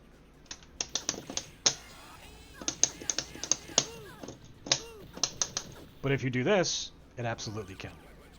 So there's a lot of variance and a lot of ways that you can use this to your advantage. And it all comes down to how you want to approach it. Do you want that ambiguous dive kick that may or may not hit? And if it does hit, like, how are they going to interact? Because your moves have super priority, so if they're a frame late or whatever, you might be able to snipe them with a crouching light kick or a close standing medium punch crouch light kick or something like that. And if you do get the hit on the actual light kick dive kick, then you can follow up with, you know, crouching light kick daipon loop or whatever. Or do you want the actual left right? It's up to you and how you want to actually approach the situation. So in the best case scenario, this is what you can get.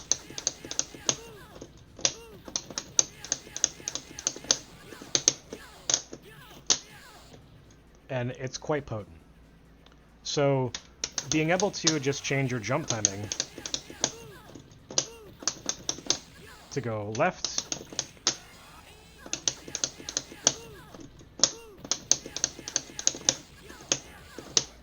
or right, just off of this situation is very potent. But in order to get this to work this way, you do have to do a very slow daipon loop into the walk crouching roundhouse to maintain the same exact spacing every single time. The last way that you can really mix this up is to walk and then hit your opponent.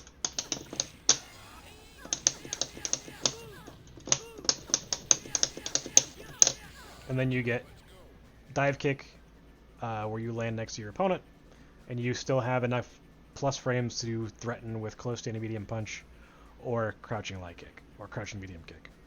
So there's still that high-low throw. The only other way to use this is that instead of doing daipon loop, you can do the baby way to do it, which is just the 3-hit, and it keeps her a little bit closer. And what this does is it lets you change your actual dive kick timing, but not your jump timing. Oops.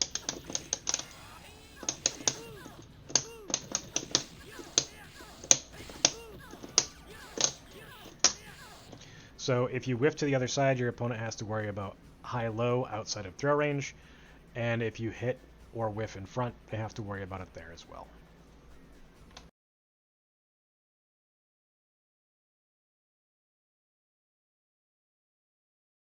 Universal Overhead against Chun-Li has a very wide range at which you can do it against her. You have a 13 pixel range going between 93 pixels and 106 pixels, or 14 pixel range. So, as an example here, if I'm at 112, this will not work. At 102, it absolutely will. So here, if I'm able to get it to range for 106, that's the max distance at which you can actually hit with it, and the max range will combo into a crouching light kick. Realistically, because of how much distance you have to actually do these, there are so many options that you have available to you. For an example, if I do close to medium punch crouching light kick and I take a step back, this will work. If I do this, steady medium punch crouching light kick at very specific timing, I will be at 104 pixels away, and then I can do it again. Now if I do it at a slower pacing, I have to take a step forward in order to make it work. However, it does work. It does get a little bit more complicated though, because you can do it in all sorts of situations, like off of Dakai, forward fierce, and off of stuff like Kara Fierce Micro Walk. Also, realistically, you can do it off of Universal Forward MK, as long as you are at a point-blank range when you do it. If you're too far away, this will not actually work. So in these situations, you can threaten with stuff like double Kara Zempo, or you can take that micro walk forward and actually get the universal overhead. So Chun-Li, after very specific strings, has to worry about double Kara Zempo if the player is capable of it. They have to worry about Kara universal overhead and slight micro walk universal overhead. So the other thing that's important is if you recovery cancel or not.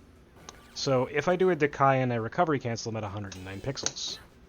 If I don't, I'm at 142. Now, because of this, if I recovery cancel, it allows me to do that micro walk very easily. But if I don't, I actually have to take an entire step forward. So if I don't recovery cancel, you can do setups like this, using Kara crouching medium kick, Kara crouching light kick, etc.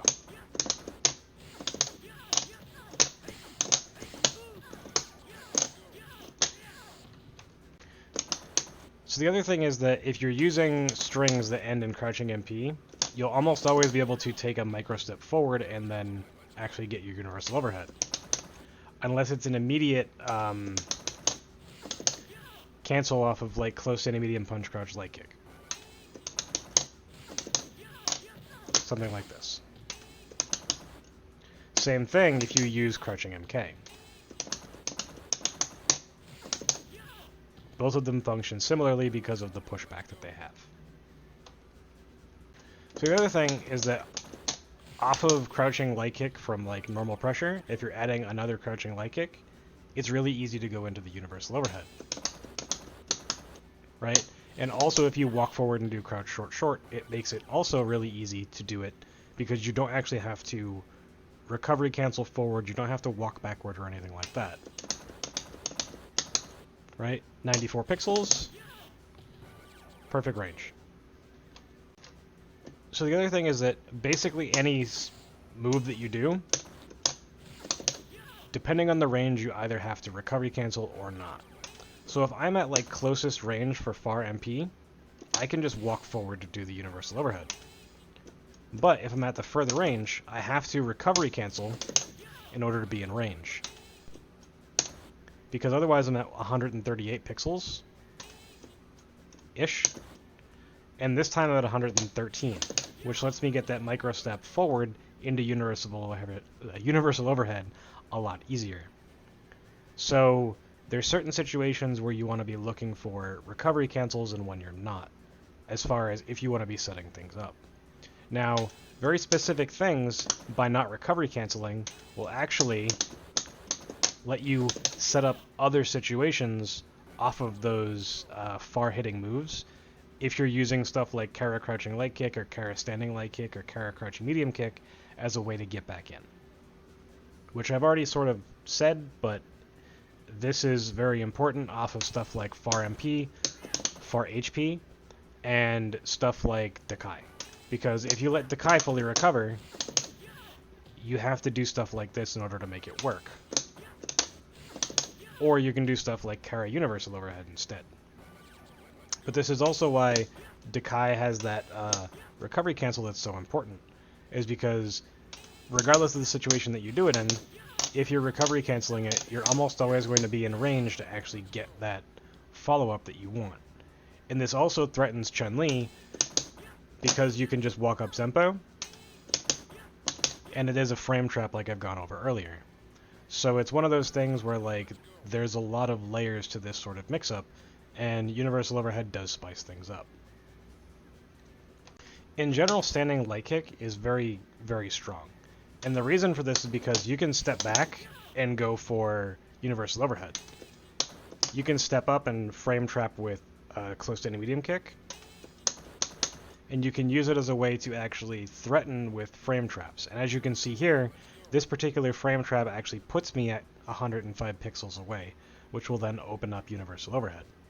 So stuff like this puts me at 106, perfect distance.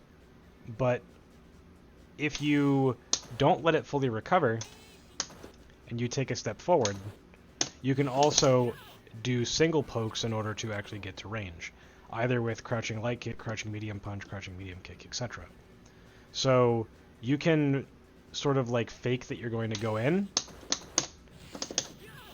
poke another time, and then go for a universal overhead, or you can actually go for the micro walk Zempo off of this exact situation as well.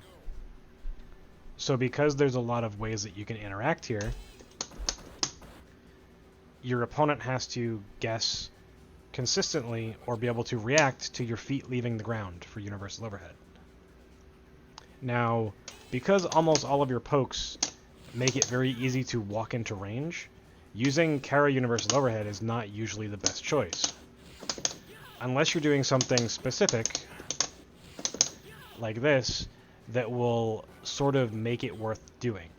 So this is mostly off of stuff like Kara HP, Dakai that fully recovers, and off of a fully recovered far standing MP. Outside of that, carry universal overhead doesn't really work. And carry universal overhead is only good if you are able to realistically threaten with double Kara Zempo, in my opinion. But players like Mester use carry universal overhead as well to relatively good success. So it's not something that you need to absolutely be able to threaten with, but it does make your opponent respect different things based on your spacing. Being able to threaten with Kara universal overhead while being able to threaten with Kara crouching light kick, Kara crouching medium kick, another Kara fierce, a walk forward decision, etc., does open up a lot of mind games.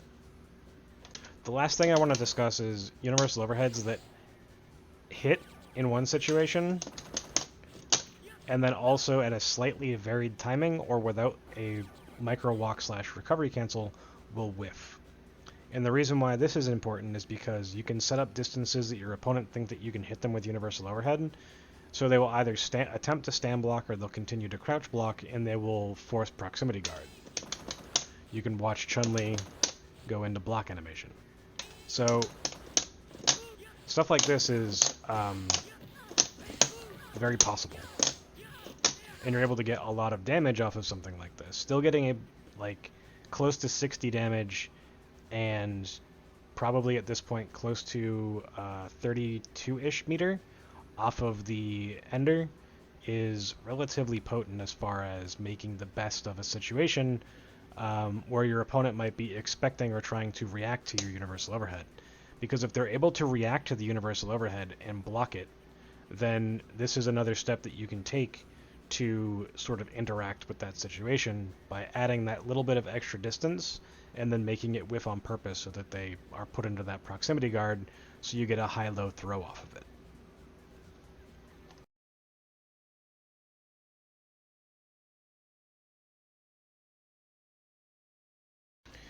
So if Chun-Li blocks universal overhead, I'm holding up. You are negative enough that you can actually get Kara thrown by medium kick Kara throw.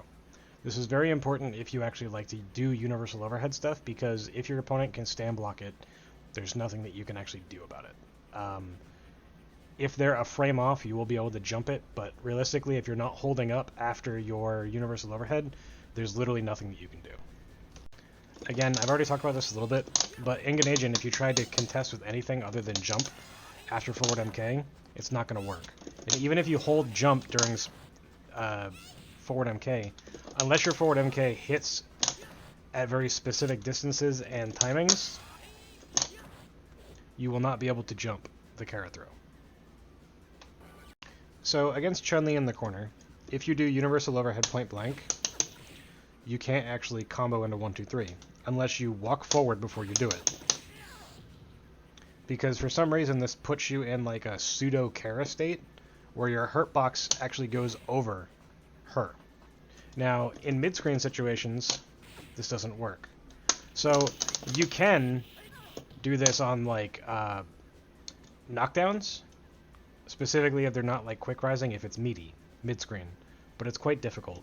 You can also get it on dive kicks like this that will cross up late and hit low, which will allow you to get the universal overhead to hit the other side. This is actually really tricky to do, and it's something that makes left-right set play mid-screen actually very dangerous, because a lot of those dive kicks that can hit like this actually allow you to universal overhead if they crouch after they block the cross-up.